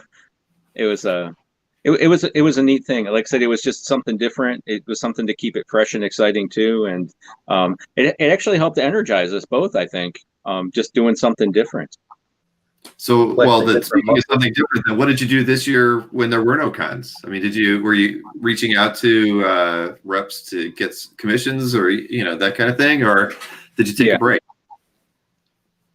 There's no break.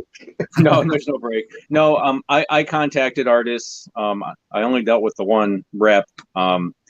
And there's some local guys that we get stuff from, and we occasionally see them at a store or something. Or you just, I commissioned a piece with Iron Man fighting the Wrecking Crew. I'd always wanted that sketch. So the pandemic has made it so I could do some things that I don't normally get to do because you don't really plan on going to the show and getting a 5-character sketch. I think some people do, but it's not something I really thought to do. And something like that, I'm like, well, you know what? Let's get something that they can really put their time and effort into it too. Mm-hmm. And so it's been different that way because I'd done very few things through the mail like that. For the longest time, I wouldn't even contact artists beforehand and say, are you available and stuff like that. So I was truly just showing up and trying to get the thing. That was part of the fun of it. I like interacting with the artists. That's one of the things I really like about it. Oh, I get it. And what about you, Shane?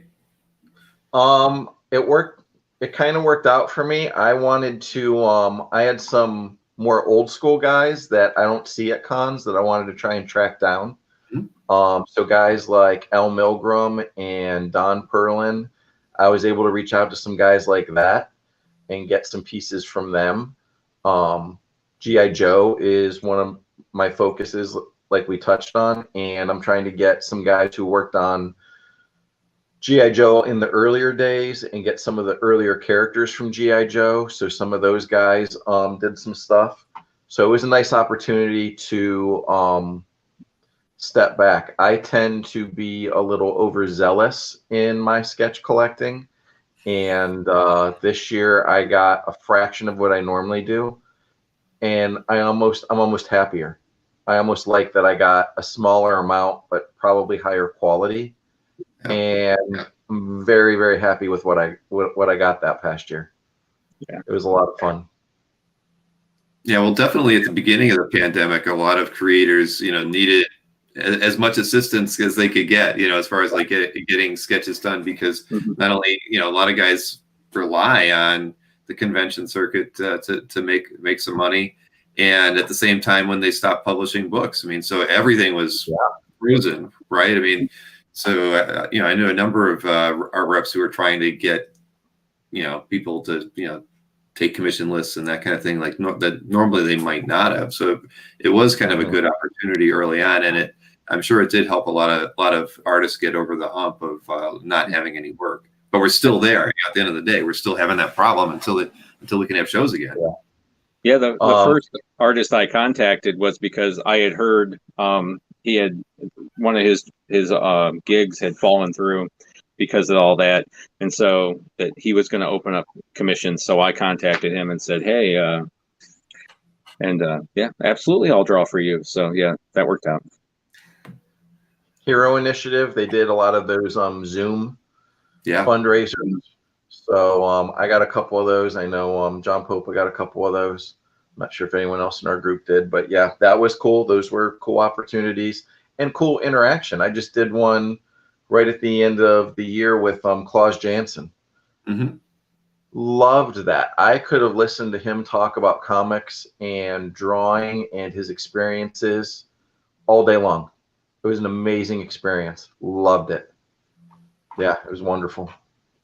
Yeah, the Hero Initiative does put on a lot of good events. I think Dave Gibbons was doing some sketch opportunities, Howard Chaykin, and I can't remember all of them, but it's a really good opportunity. And I know that Walt Simonson always contributes sketches that's to their stuff that they auction off on eBay.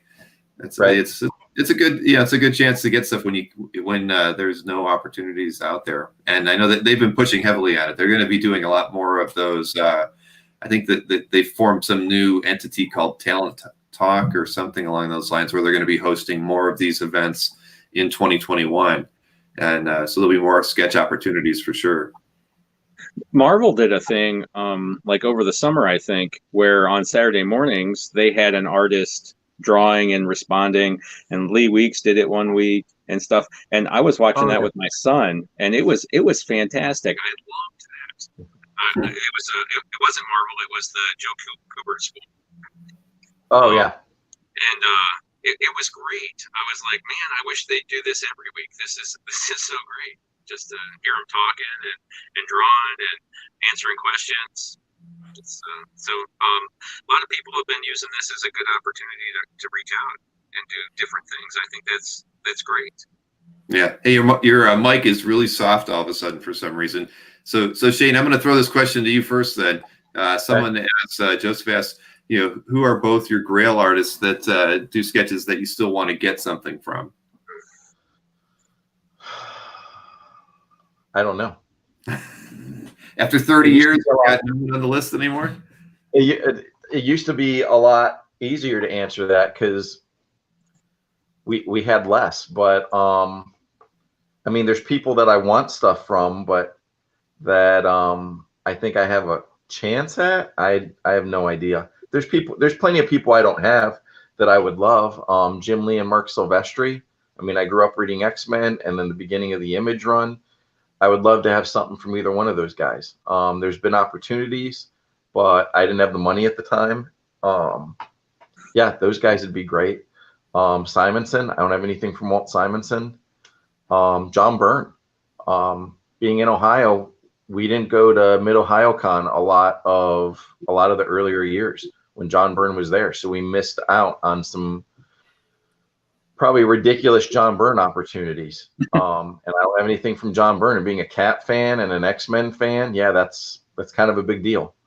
So a lot of those big names. I got Brett Booth last year. Brett Booth was a big deal when he was doing Sketch Saturday, and then he started Patreon and took commissions, and I got in his first commission group, and that was something I never imagined that I would have the opportunity to do. And that was extremely cool to be able to make that happen. Yeah, that's awesome. I don't think John's kind of stopped taking any kind of commission opportunities too. And I used to go to those.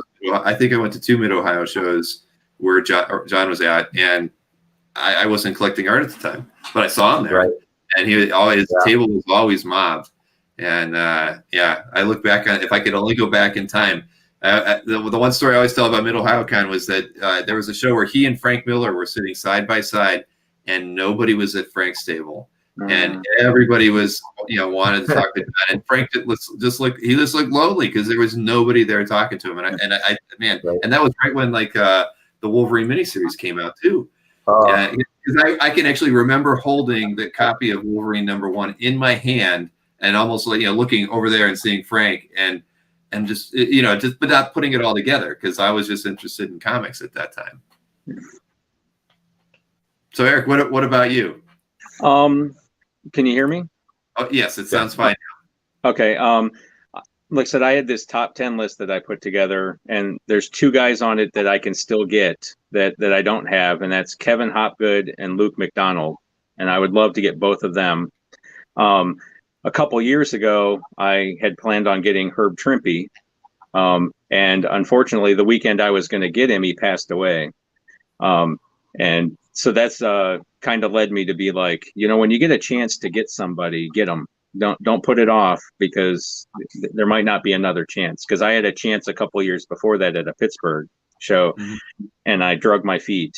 And I guess that's a comic regret, a comic art regret that, oh man, I wish I would have got that. But if I can get those 2, I'll have 7 of the 10 on my list. So that's pretty good. Yeah, that's really good. Yeah, Herb was busy until the end. I mean, he really liked the fans, and I mean, when I owned Big Wow, I got to be the guy that picked him up at the airport, him and his wife, and take him back. And I mean, they were just great, absolutely, wonderful person to hang out with and talk to. And I never got anything from him either, because that was the sucky part of owning a show was I never got to get any art. A couple of the guys did. Like Steve Morgan, he was always working the crowd but he was always getting on people's lists. I was too busy running around making sure the tickets got taken properly and everything. I didn't think to buy anything during those shows. Yeah, but no, that's great. Well, we actually hit the 2-hour mark. See, I told you we would get, an hour and a half is almost impossible.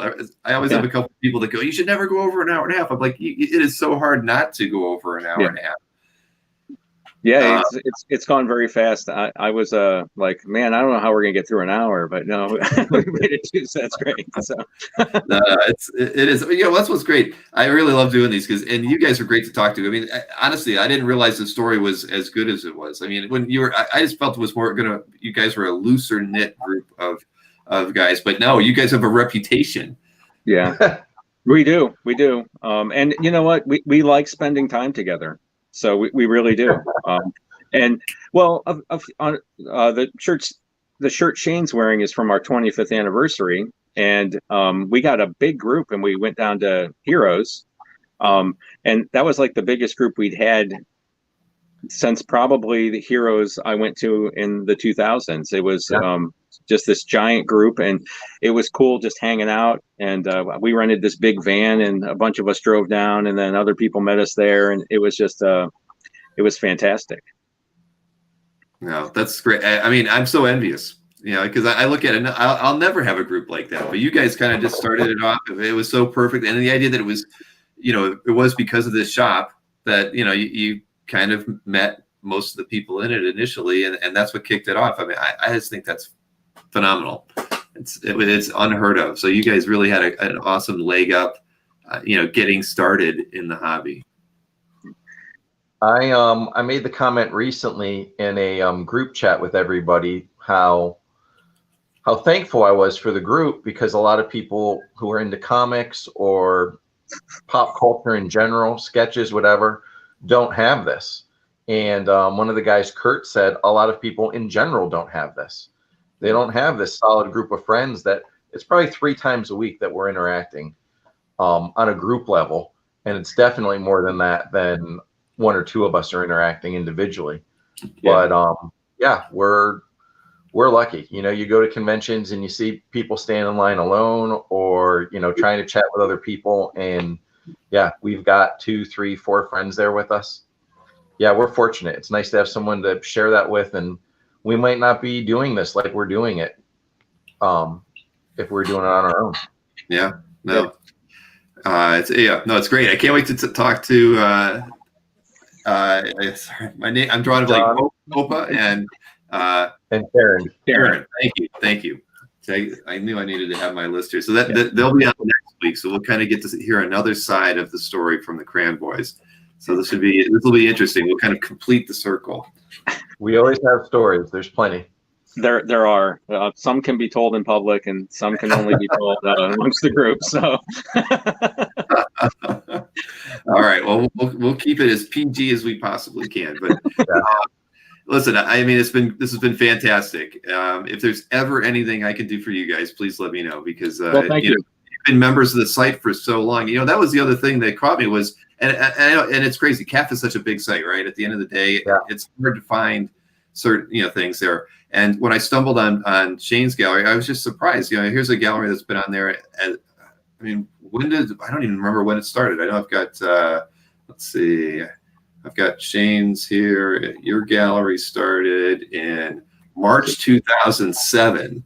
And Eric's was in October 2008. So, and I had never, and until like 3 months ago or whenever it was when I first reached out to you, Shane, I don't remember, I probably never had been in it.